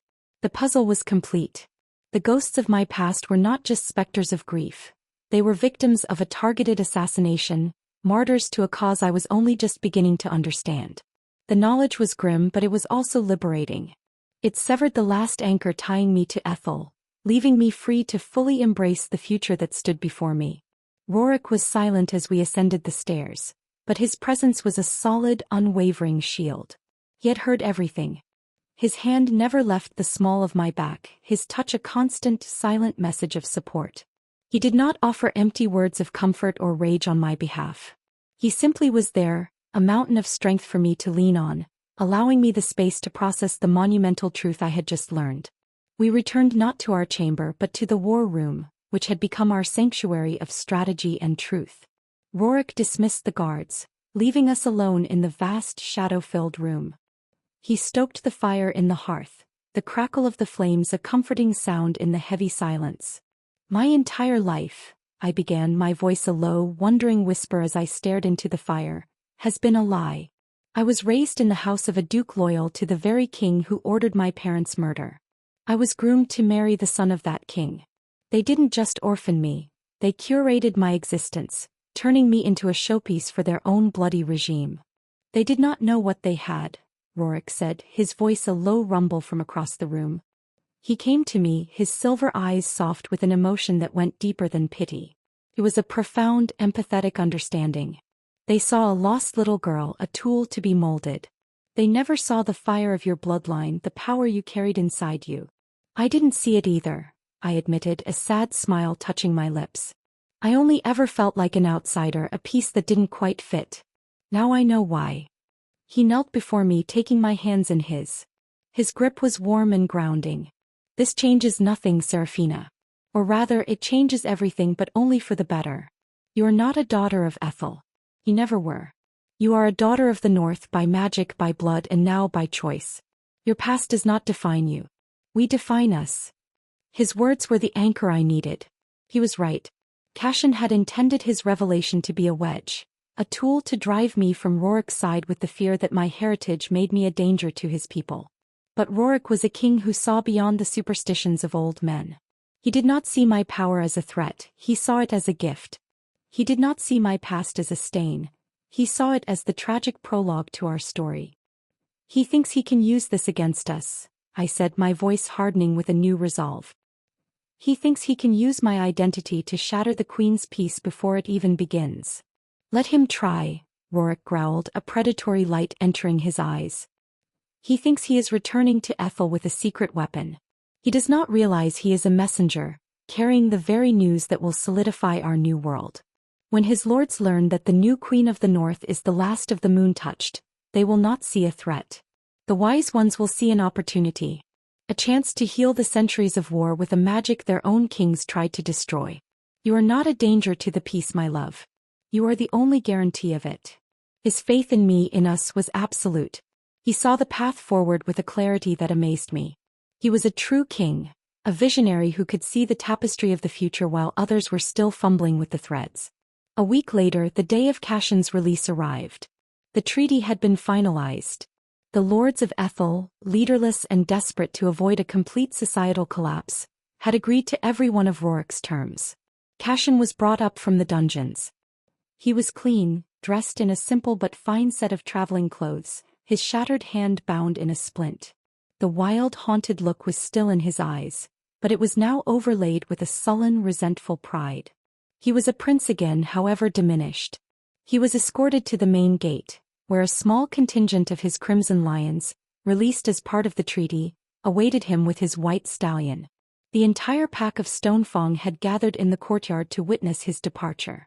It was not a celebration but a silent, powerful display of unity and strength.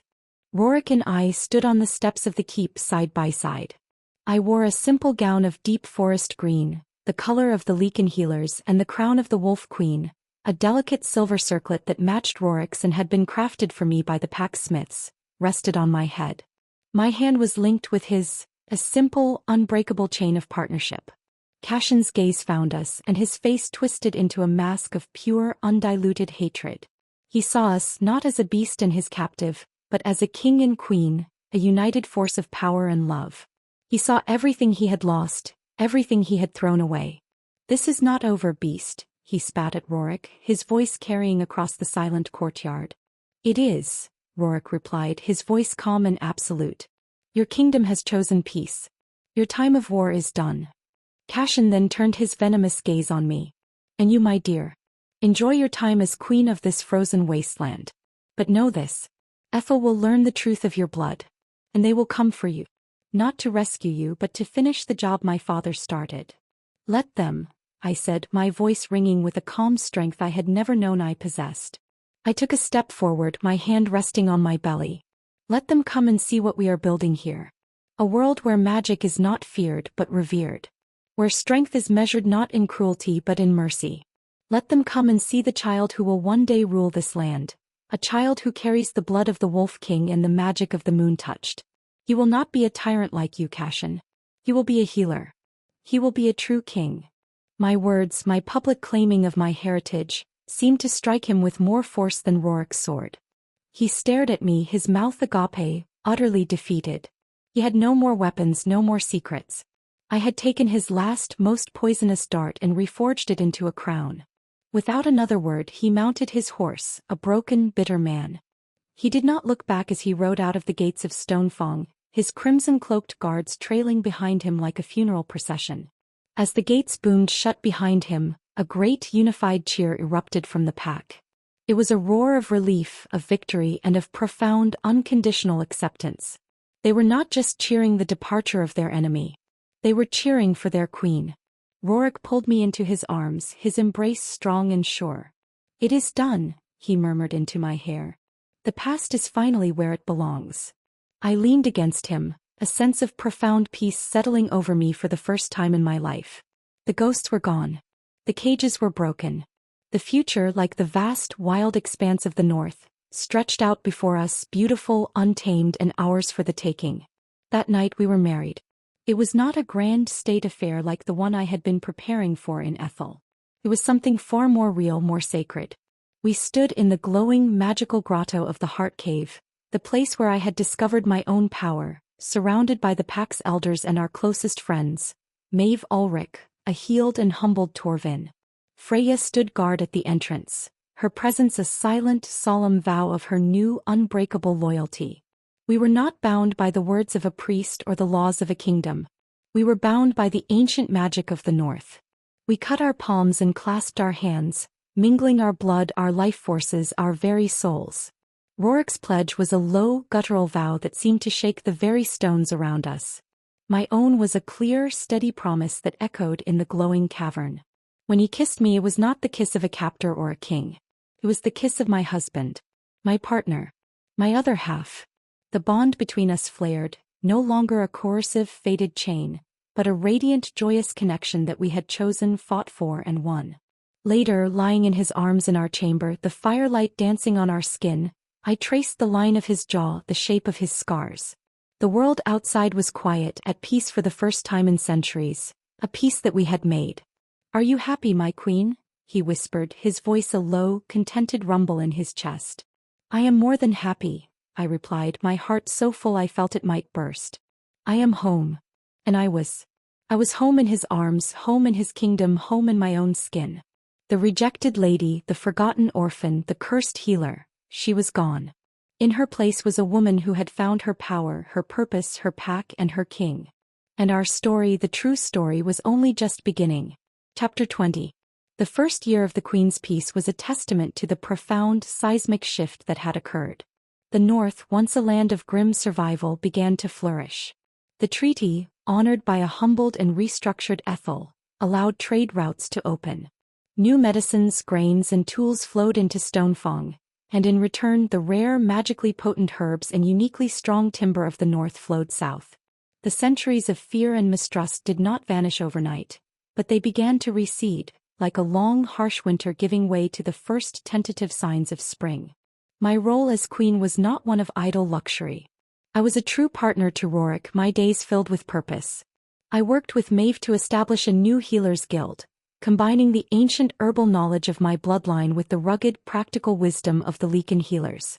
We created remedies that were more potent than anything either of our peoples had known before. My magic, which I practiced daily in the quiet solitude of the Heart Cave, grew stronger, more intuitive. I learned to not just heal wounds, but to sense the emotional and spiritual sickness within the pack, to soothe old griefs and mediate new disputes. I was not just their queen. I was their confessor, their spiritual center. Roric, freed from the constant pressure of imminent war, was able to focus on strengthening his kingdom from within. He was a just and wise ruler, his brute strength tempered by the compassion and foresight I helped him to nurture. He established new laws, a formal code that protected the weak and ensured the fair distribution of resources. He was beloved by his people, a king who had not only saved them from annihilation but had led them into an era of unprecedented prosperity and peace. Our son was born in the early days of spring, his arrival heralded by the return of the northern lights, a celestial blessing that the entire pack saw as a sign of his destiny. We named him Kalen, an old northern name meaning mighty protector. He was a beautiful, healthy baby with my fiery red hair and his father's startling, intelligent silver eyes. The moment Roric held him for the first time, I saw the last frozen vestiges of the old, broken king melt away, replaced by the profound, overwhelming love of a father. Kalen was the living, breathing embodiment of our union, of the peace we had fought for and the future we were building. Freya, true to her oath, was his constant, unwavering shadow. She was a surprisingly gentle and patient guardian, her warrior's instincts perfectly attuned to the protection of the small, vulnerable prince. A strange, unspoken bond formed between the fierce she-wolf and the infant heir. She would carve him little wooden animals, her scarred hands surprisingly deft, and he would often fall asleep to the sound of her low, rumbling hum, a wordless ancient Lycan lullaby. Her redemption was not a burden. It had become the sole, defining purpose of her life. Our own love deepened, settling from the wild, desperate fire of wartime passion into a steady, radiant hearth that warmed the center of our lives. The demands of ruling were immense, but we always found our sanctuary in each other's arms. Our nights were filled with a comfortable, profound intimacy, a shared language of touch and whispers. He was my rock, my anchor, my king. And I was his counsel, his healer, his queen. One day, as Kalen was just beginning to walk, an envoy arrived from Ethel. It was not a stuffy, arrogant lord, but a young, earnest man who was part of the new ruling council. He brought news and a request. Cashin, he reported, was a broken man. He lived in seclusion, a prisoner of his own ghosts, his authority completely gone. Ethel was now governed by a council of its wisest houses, and they were finding that peace was far more prosperous than war. The request was a surprising one. They asked if I, the Queen of the North, would be willing to send some of our newly cultivated healing herbs to the south. A plague, a remnant of the dark magic unleashed during the war, was sweeping through their lower cities, and their own healers were powerless against it. I stood beside Roric on the battlements, looking out at the now thriving lands that stretched between our two kingdoms. The old, militarized border was slowly being reclaimed by nature. Wildflowers grew where siege engines had once stood. It could be a trap, Roric said, his protective instincts still sharp, his hand resting on the hilt of his sword. Or, I said, leaning my head against his shoulder, it could be a beginning. I looked at him, my heart full of a love that was as vast and untamed as the kingdom around us. We had been forged in fire and betrayal. We had faced down armies and our own inner demons. We had built a peace that was once thought impossible. Send them the herbs, Roric finally said, a slow, proud smile spreading across his face as he looked at me. Send them a message from the moon-touched queen. Tell them that the magic of the north is not a weapon to be feared, but a gift to be shared. I returned his smile, my own heart soaring. This was our legacy. Not just the uniting of a pack but the healing of a world. The story of the Wolf King and his captive queen was not a tale of war and revenge. It had become a legend of peace, of healing, and of a love so powerful it had redrawn the map and redefined the future. We had faced the darkness and had chosen to build a world of light, not just for our son, but for all the sons and daughters of both our peoples. Our reign, the reign of the wolf and the healer, had truly begun. Of course. Here is the final arc of the story, chapters 21 through 25, crafted to bring the saga to a deeply satisfying and emotionally resonant conclusion in the established style, with each chapter maintaining the approximate 3,200 word count. Chapter 21. The decision to send aid to Ethel was a quiet thunderclap that resonated through both kingdoms. To some in the north, it was an act of profound, almost unthinkable generosity. To the more grizzled old guard warriors who had spent their entire lives fighting the southern threat, It was an act of naive foolishness. Whispers started in the dark corners of the feasting hall, old resentments stirring like embers in a dying fire. They questioned my influence, my human sentimentality, suggesting the wolf had been tamed by the songbird, that our king's fangs had been dulled by his queen's soft heart. Roric was aware of the whispers. He was aware of everything. He did not crush the dissent with a show of force as the younger version of himself might have. Instead, he addressed it with the quiet, unshakable confidence of a king who is certain of his own strength and of his queen's. He convened a gathering of the pack in the great hall, not a formal council but a meeting of the people. He stood before them not in his armor but in the simple leathers of a pack member. I stood beside him, our son Kaelin held securely in my arms. "I hear your doubts," he began, his voice a low, resonant rumble that commanded immediate silence. "I hear your fear. You believe we are showing weakness to an old enemy. You believe we are giving away our strength for nothing." He paused, his silver eyes sweeping over the crowd, meeting the gaze of the most vocal dissenters. "For centuries our strength has been defined by our ability to endure pain, to fight, to survive. We have been a kingdom of stone and steel because the world demanded it of us. But survival is not the same as life. A fortress is not the same as a home." His gaze softened as it fell on me. "Your queen," he said, his voice thick with a pride that silenced all murmurs, "has shown us a new kind of strength. Not the strength of the sword but the strength of the healer. The power to mend what is broken. To offer a hand, not just a fist. Ethel is weak, broken and sick. To attack them now would be the act of a scavenger, not a wolf. To help them heal. That is the act of a true alpha. A true king. It shows them that our power is so absolute we do not fear their recovery. We are so strong we can afford to be merciful." He had reframed the narrative completely. Mercy was not weakness. It was the ultimate expression of power. His words, simple and profound, resonated with the core of their warriors' pride. The dissent did not vanish, but it was quieted, forced back into the shadows by the sheer, unshakable logic and honor of their king. The first convoy of herbs and healers, led by Maeve herself, was sent south under a banner of truce. It was a risk, a profound gesture of trust in a world that had taught them only to distrust. We waited, the entire fortress holding its collective breath. While we waited, a different kind of challenge emerged, one far more subtle and personal. Kaelin, our son, was growing. He was a bright, fearless toddler, the darling of the pack. But as his first year gave way to his second, it became clear that while he had my hair and his father's eyes, he had not yet shown the first sign of the wolf. Leakin children typically underwent their first uncontrolled shift around their second birthday, a messy, instinctual affair. But Kaelin's birthday came and went, and he remained stubbornly, beautifully human. The whispers started again, quieter this time but more insidious. They questioned his bloodline. Was he truly the heir? Was the son of a human moon-touched queen a true Leakin at all? Or was he something less? I saw the worry in the eyes of the elders, the pity in the faces of the mothers whose own children were already tumbling and play-fighting in their clumsy young wolf forms. The pressure weighed heavily on Roric. His entire legacy, the future of his line, rested on the small shoulders of our son. He never showed his worry to me, his faith in Kaelin unwavering in my presence. But I would catch him in the dead of night, standing over our son's cradle, his face a mask of profound, kingly anxiety. His love for Kaelin was absolute, but the fear for his son's place in this fierce, demanding world was a constant, silent torment. I too felt the fear, a cold knot in the pit of my stomach. But my magic gave me a different perspective. When I held Kaelin, when I let my energy flow into him, I could feel the wolf. It was there, a dormant, sleeping beast, a deep, powerful core of primal energy. But it was quiet. It was intertwined so deeply with the serene, cool magic he had inherited from me that it seemed to be in a state of perfect, peaceful balance. My son was not half human, half wolf. He was something new. Something whole. "He is not weak, Roric," I told him one night as we stood on our balcony watching the twin moons rise.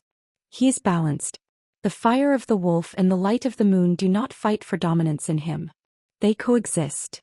"But will our people accept a king who cannot shift?"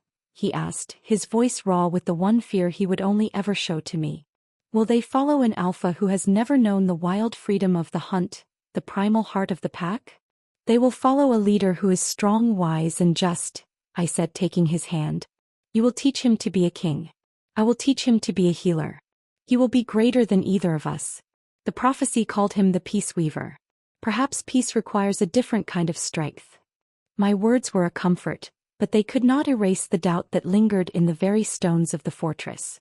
Our son's future and the future of our reign was an unanswered question. The answer came as it so often did from the outside world.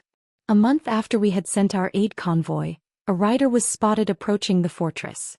It was a single rider bearing a flag of truce, but it was not Maeve or one of our own. It was a knight from Ethel, clad in the silver and blue of the Royal Council's personal guard. He brought a message that would once again change everything. The herbs had worked. The plague in the southern cities was receding. The people of Ethel, who for centuries had been taught to fear the savages of the north, were now calling us their saviors. The new ruling council, their position solidified by this act of humanitarian grace, had sent this night with a formal invitation. They were inviting the Wolf King and his moon-touched queen to the capital city of Ethel for a formal signing of the Queen's peace, a grand ceremony to mark a new era of friendship and alliance between the two kingdoms.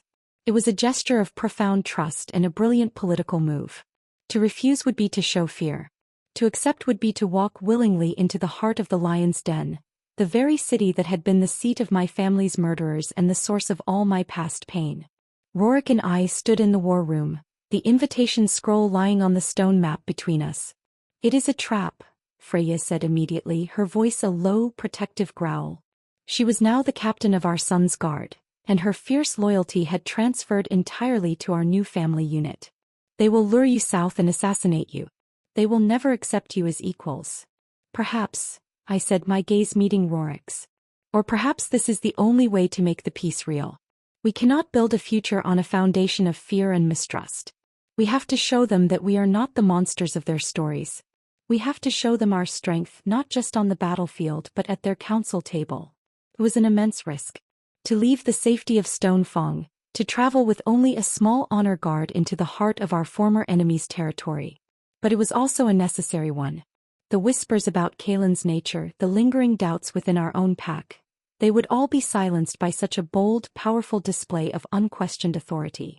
Roric looked at me, a silent conversation passing between us. He saw the resolve in my eyes, the unwavering belief that this was our path forward. He trusted my judgment, my intuition as much as he trusted his own sword arm. We will go, he finally said, his voice ringing with kingly authority. He turned to Freya. You will remain here. You will guard my son with your life. Yes, my king, she said, bowing her head, though her eyes were filled with a fierce worry. And you, he said, turning back to me, his hand finding mine across the cold stone of the map. You will go as what you are. Not as a former lady of their court, but as the Queen of the North. You will show them the power that they tried and failed to extinguish. The decision was made. We would ride south. We would face the ghosts of my past and the uncertain future of our kingdoms together.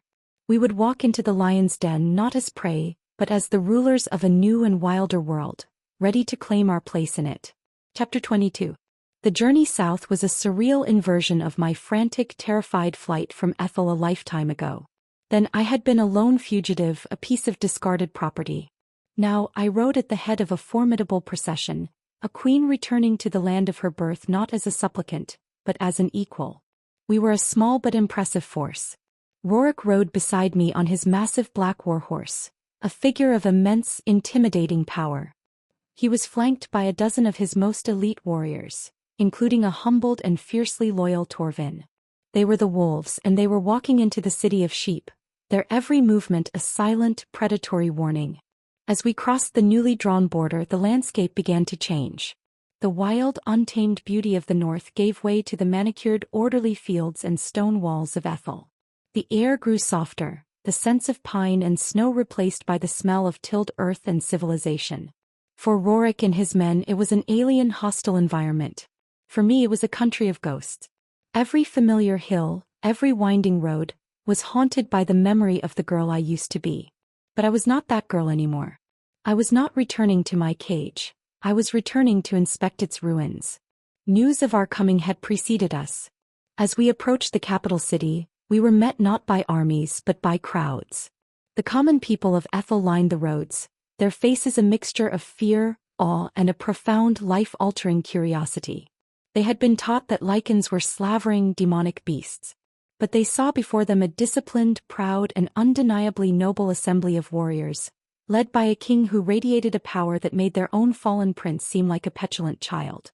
And they saw me, their former lady, now a queen, riding beside the wolf king, my hand resting on my pregnant belly, a living symbol of this strange new alliance. They didn't cheer, but they didn't jeer. They watched in a state of profound world-shifting silence. We were met at the city gates by a delegation from the new council, led by a wise, silver-haired lord named Alaric, who had been a quiet opponent of the old king's warmongering for years. He treated us with a formal, cautious respect, his eyes holding a genuine desire for this new peace to hold. Entering the city was the hardest part. The towering white spires of the royal castle, the place I had once called home, loomed over the city, a constant, oppressive reminder of my past. I could feel the ghosts everywhere. The ghost of my murdered parents, the ghost of my cruel betrothal, the ghost of the lonely, suffocated girl who had dreamed of escape. Roric must have sensed my turmoil. His hand came to rest on my knee, a brief, grounding touch. I looked at him and his silver eyes were a silent promise. I am with you. You are not alone.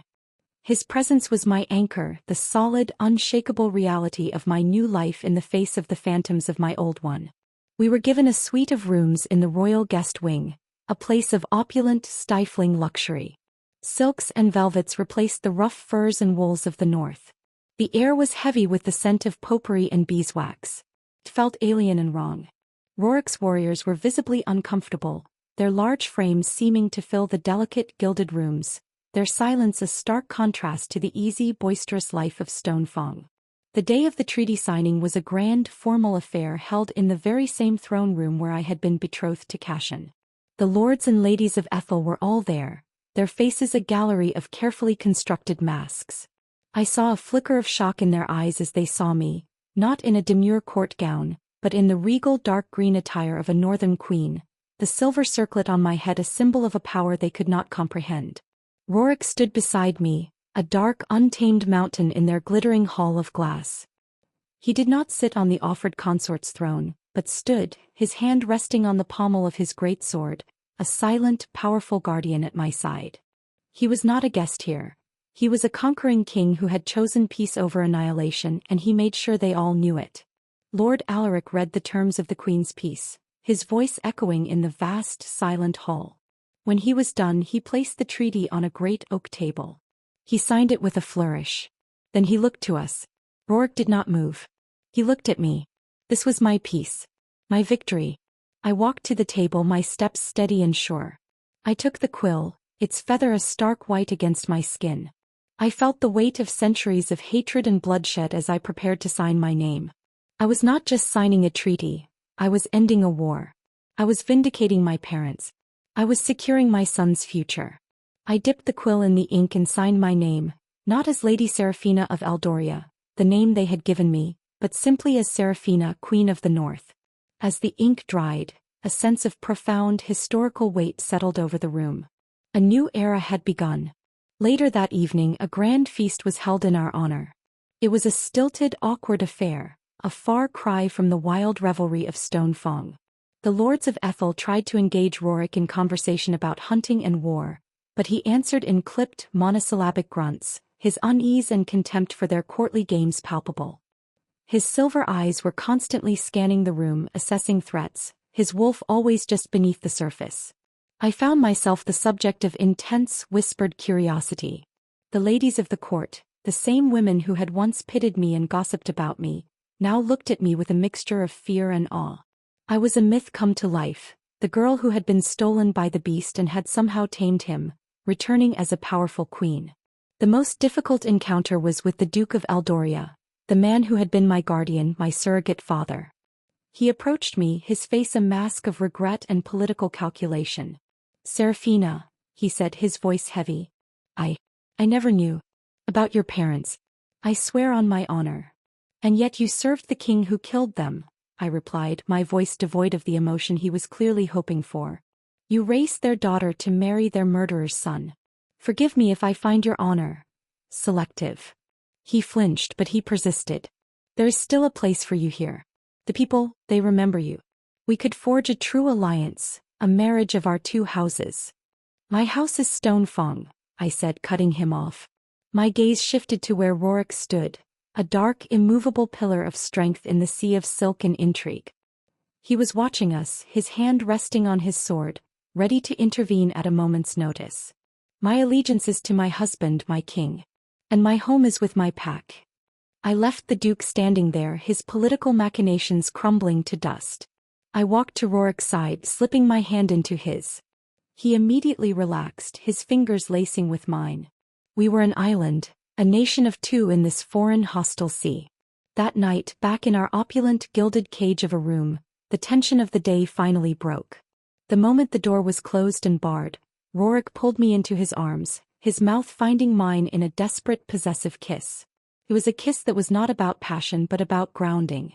He was restaking his claim, reaffirming our bond in this place that sought to poison it with its memories and its schemes. I hate this place, he growled against my lips. It stinks of lies and weakness. I know, I whispered, my hands tangling in his hair, pulling him closer. But we did what we came here to do. Not yet, he murmured, his hands sliding down my back, pulling my hips flush against his. The banked fire of our desire, suppressed by the constant vigilance of the past few days, roared to life.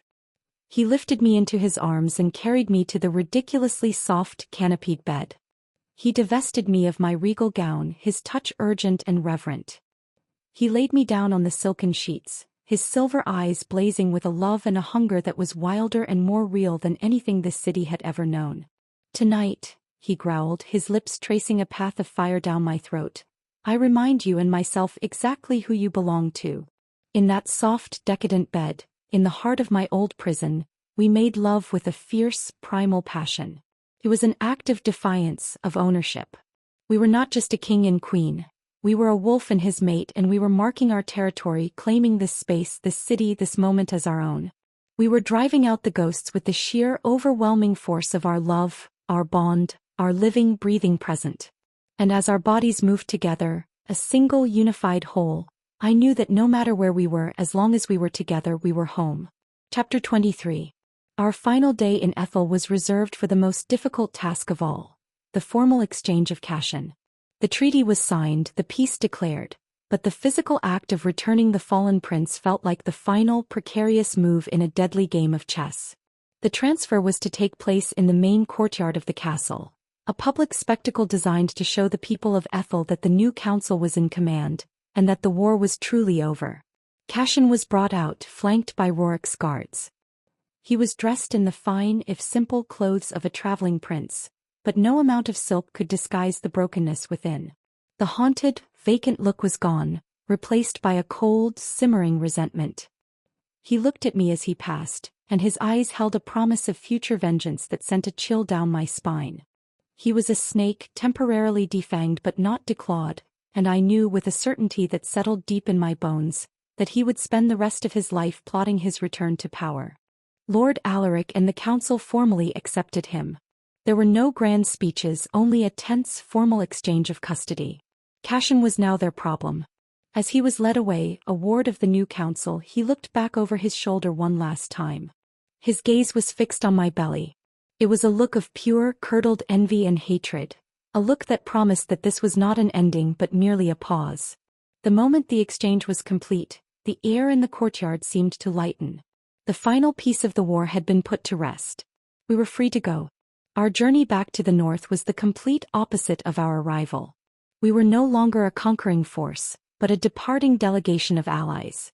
Lord Alaric and an honor guard of his own knights rode with us to the border, a gesture of goodwill and a public display of the new alliance. The common people who had watched our arrival in fearful silence now lined the roads with a different expression. There was still awe, but there was also gratitude. We were not the monsters they had feared. We were the architects of a peace they had craved for generations. As we passed, a few brave souls began to cheer. First a handful, then dozens, then hundreds. They were cheering for the Wolf King who had shown them mercy, and for the queen who had been one of their own and had become the bridge between their two worlds. As we crossed the border back into the wild, familiar lands of the north, I felt a profound sense of relief, like a diver breaking the surface for air. I had faced my ghosts and had not been consumed by them. I had walked into my old prison and had emerged not just unscathed but stronger. Roric felt it too. The moment the last of Alaric's knights had turned back, he let out a great booming laugh of pure, unadulterated relief and joy. He spurred his horse, galloping across the open tundra, a wild, free king returning to his kingdom. His warriors hooped and hollered, their stoic discipline melting away, replaced by the joyous, boisterous energy of a pack returning to its den. Our return to Stonefang was a true homecoming. The entire pack was gathered to welcome us, their roars of greeting echoing off the mountains. Freya stood at the gate, holding Kaelin in her arms. The moment my son saw me, he let out a happy squeal and reached for me with his chubby hands. I slid from my horse before it had even stopped moving and ran to him, sweeping him up into my arms. I buried my face in his soft, sweet-smelling hair, my heart aching with a love so fierce it was a physical pain. He was safe. Our future was safe. That night a great feast was held, a true celebration this time. The great hall was filled with laughter, with songs of victory and peace, with the joyous, unrestrained energy of a people who had been delivered from the brink of annihilation. Roric and I sat on our thrones on the dais, Kaelin on my lap, and watched our people. We were not just a pack. We were a family scarred and forged by war, but now united and stronger than ever before. Later, when the feast was winding down and Kaelin was asleep in his cradle, Roric led me to our chamber. He didn't speak, but his silver eyes were filled with a profound, quiet emotion. He led me to the bed and began to undress me, not with the fire of passion but with a slow, gentle reverence. He unwound the braids from my hair, letting it fall in a cascade of red fire over my shoulders. He knelt before me and gently removed my boots, his large hands caressing my tired feet. He was not just removing my clothes. He was stripping away the last vestiges of the queen, the diplomat, the strategist. He was revealing the woman underneath, his wife, his mate. When I stood before him, clad only in the moonlight streaming through the window, he looked at me as if I were a sacred thing. "You were magnificent," he whispered, his voice thick with awe. "You faced down your past, you brought a kingdom to its knees with your wisdom, and you did it all with our son growing inside you. I have never been more proud." He rose and swept me into his arms, carrying me to our bed. He laid me down on the soft furs, his body covering mine, a warm, protective weight. "The war is over," he murmured against my skin. "The treaties are signed. The ghosts are gone." He kissed me, a long, slow, soul-deep kiss of homecoming. "Now," he growled softly, his hand coming to rest on my belly, a possessive, reverent touch, "our life begins." That night, our lovemaking was a quiet, sacred celebration. It was a reclaiming of ourselves, of our life, of our future. It was a gentle, profound act of peace, a final, beautiful closing of the chapter of war, and the beginning of the long, hopeful and unwritten story of our reign, our family, and our love. The world outside was quiet, and for the first time so were the battles within. We were finally, truly at peace. Chapter 24. The Queen's peace, as it came to be known, settled over the land like a gentle, healing snow, covering the scars of old wars and allowing new life to grow. The years that followed were a golden age for the North. With the southern trade routes open and secure, Stonefang prospered. The grim, utilitarian fortress began to transform. New wings were built not for defense but for living. A great library was constructed to house the histories of both our peoples. Greenhouses were built against the southern walls, where my healers and I could cultivate the delicate herbs of Ethel alongside the hardy flora of the north. The fortress was becoming a true city, a beacon of a new integrated culture. Kaelin grew from a toddler into a bright, inquisitive boy. He had his father's strong, solid frame and my fiery hair, a striking combination that made him the focal point of any room he entered. But the whispers about his nature never entirely disappeared. He remained human in form, showing no sign of the wolf. He was a prince of a Leaken kingdom who could not shift. While the pack loved him, a current of uncertainty about the future of their royal line always lingered just beneath the surface. Roric and I raised him not to be a warrior but to be a king. His father taught him statecraft, history, and the way of the sword, instilling in him the honor and strength of a true alpha. I taught him the healing arts, the language of the earth, and the quiet, profound power of his moon-touched heritage. Kalen absorbed it all, his mind a brilliant, curious sponge. He had his father's commanding presence and my intuitive empathy. He was a born leader, but his path was an unknown one. When Kalen was 7 years old, a shadow from our past resurfaced. A messenger arrived from Ethel, bearing the black seal of a royal death. Lord Alaric, the wise old statesman who had helped us forge the peace, had passed away. His death left a power vacuum in the Ethel Council, and in the ensuing months, reports began to trickle north of a new ambitious faction rising to prominence, one that spoke of restoring Ethel's former glory and of revising the humiliating terms of the Queen's peace. At the head of this faction, working from the shadows, was a name that made my blood run cold. Cashin. He had spent years in quiet disgrace, but he had used that time to cultivate allies, to prey on old fears and resentments, to slowly, patiently plot his return. Roric and I knew that our peaceful era was a fragile one. The snake was not dead, it had merely been sleeping. We began to quietly fortify our borders once more, not with aggression but with vigilance. The true test came on the winter solstice of Kalen's 8th year. The solstice was a sacred time for the Lycans, a night of deep magic when the veil between the spirit world and the physical world was at its thinnest. It was a night of feasting, of honoring the ancestors, and of celebrating the pack. It was also the night Kalen chose to disappear. The panic that ripped through the fortress was absolute. One moment he was in the great hall, laughing as he watched the warriors perform feats of strength. The next he was gone. Freya, who never let him out of her sight, was beside herself with a frantic, cold terror. We searched the entire fortress, every room, every corridor, every secret passage I had once used myself. He was nowhere. As the second moon began to rise, a horrifying thought struck me. Had he somehow managed to infiltrate the fortress? Had he stolen our son, our heir, the one thing that would truly break us? Roric was a storm of contained fury and fear. He was about to unleash his entire army to scour the mountainside when I held up a hand, a sudden, intuitive calm descending over me. "Wait," I said, closing my eyes. I reached out, not with my senses but with the deep, resonant bond one shared with my child. He was not just my son, he was of my blood, of my magic. I could feel him, a faint, familiar warmth in the vast coldness of the night. He was not in the fortress. But he was not far. And he was not afraid. He was curious. He was being drawn to something. "The heart cave," I whispered, my eyes flying open. Roric and I ran, a small party of our most trusted guards, including Freya, at our heels. We moved through the silent, snow-covered forest, our steps silent, our hearts pounding. We reached the hidden entrance to the cave system, the same one I had stumbled upon years ago. The air humming from the entrance was thick with a power I had never felt before, a raw, primal magic that was far more intense than usual. We plunged into the darkness, our torches casting long, dancing shadows. We found him in the glowing, crystal-lined grotto, standing at the edge of the moonlit pool. He was not alone. Standing on the opposite side of the pool was the spectral, shimmering form of a massive silver-white wolf. It was a spirit, an ancestor, its form woven from pure moonlight and ancient power. Its eyes were not the silver of Roric's line, but a soft, gentle blue, the same color as the light that emanated from my own hands when I healed. It was a spirit of my bloodline, a moon-touched guardian. And it was focused entirely on my son. Kalen was not afraid. He was staring at the great wolf spirit with an expression of profound, innate understanding, as if he were meeting an old friend. "Kalen," Roric breathed, his voice a mixture of awe and terror. At the sound of his father's voice, Kalen turned. And as he did, something shifted.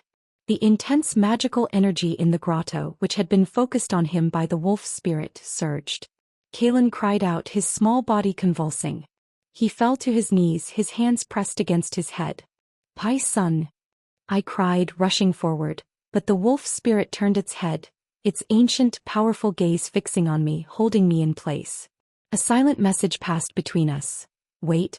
This must happen." Kalen's cry of pain changed, deepening into a low, guttural growl. His small frame began to tremble, to shift. His bones popped and cracked, the sound a horrifying echo in the silent grotto. It was a shift, but it was unlike any Lycan shift I had ever witnessed. It was not a violent, instinctual explosion of the beast. It was a controlled, focused transformation. He did not grow into the form of a normal Lycan wolf. His fur, when it sprouted, was a startling, fiery red, the color of my own hair. His form was leaner, more elegant than a typical wolf's, and his eyes, when they opened, were not the feral gold of a beast, but his own intelligent silver eyes, now glowing with a soft internal blue light. And on his forehead, a faint, shimmering mark appeared, the same silvery crescent scar that I bore on my chest. He was not a wolf. He was not a human. He was something entirely new. A perfect synthesis of both. A being of primal strength and celestial magic. The wolf spirit looked at the boy, let out a soft, breathy huff of approval that sounded like the sighing of the wind, and then dissolved into 1,000 motes of gentle blue light, which flowed into Kalen, sinking into his new form. My son, the Peace Weaver, had finally come into his power. He looked at us, his parents, and in his gaze was the ancient wisdom of a king and the profound compassion of a healer. He had not just inherited our strengths, he had transcended them. We stood in the glowing cavern, a family transformed, and I knew with a certainty that settled in the very marrow of my bones, that the whispers and the doubts were over. Our son was not a lesser being for his mixed blood. He was the next step in our evolution, the living embodiment of the new world we had fought so hard to create. Cashin could plot his little wars, but he was a relic of a dying age. The future was here in this cave in the form of a boy with the heart of a wolf, the soul of a healer, and the destiny of a king. Chapter 25. The years that followed Kalen's transformation were the truest years of the Queen's peace. The story of that night in the Heart Cave spread through the north, and then south into Ethel, becoming a new and powerful legend. The heir to the Wolf King's throne was not just a Lycan. He was a spirit walker, a shifter who carried the ancient magic of both the earth and the moon within his blood. He was a living bridge between the two peoples, and the doubts about his legitimacy were replaced by a profound, reverent awe. Kalen grew into his unique power with a grace and wisdom that belied his years. He could shift at will, his elegant red-furred form as at home in the forests of the north as his human form was in the council chambers of Stone Fong. His magic, a perfect fusion of my healing light and the primal energy of the wolf, was a force for creation. He could soothe the spirits of the wild, encourage the growth of crops in the once barren northern soil, and heal sicknesses of both the body and the mind with a simple touch. He was, in every sense of the word, the peace weaver the prophecy had foretold. The threat of Cashin and his revanchist faction in Ethel never fully disappeared, but it was rendered impotent. How could he rally support for a war against a kingdom whose prince was a revered, semi-mythical figure, a healer who had become a legend among the common folk of both lands?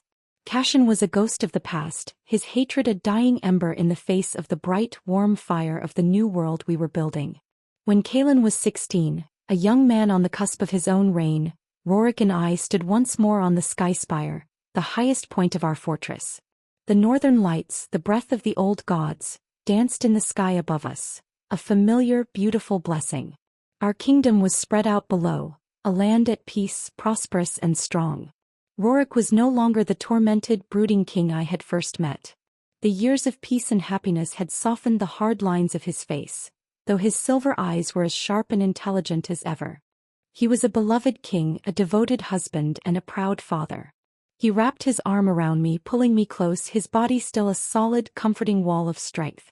"Do you remember the night I brought you here?" he asked, his voice a low, contented rumble. "I told you I was offering you a different cage." "I remember," I smiled, leaning my head against his shoulder. "And it was. But a cage is still a cage," he murmured, his lips brushing against my temple. "It was you, my love, who tore down the bars. Not just for yourself but for me and for all of us. You taught a kingdom of stone and war how to heal. You taught a king of ice and fury how to love." I looked up at him, my heart so full of love for this man, this wolf, this king, that it felt as if it might overflow. Our journey had been one of fire and blood, of betrayal and sacrifice. We had been captor and captive, enemies, allies, lovers. Now we were simply two halves of a whole, two rulers of a single peaceful kingdom, two parents of a miraculous son. Below us, in the main courtyard, a bonfire was roaring, and the sound of laughter and music drifted up to us on the cold, clean air.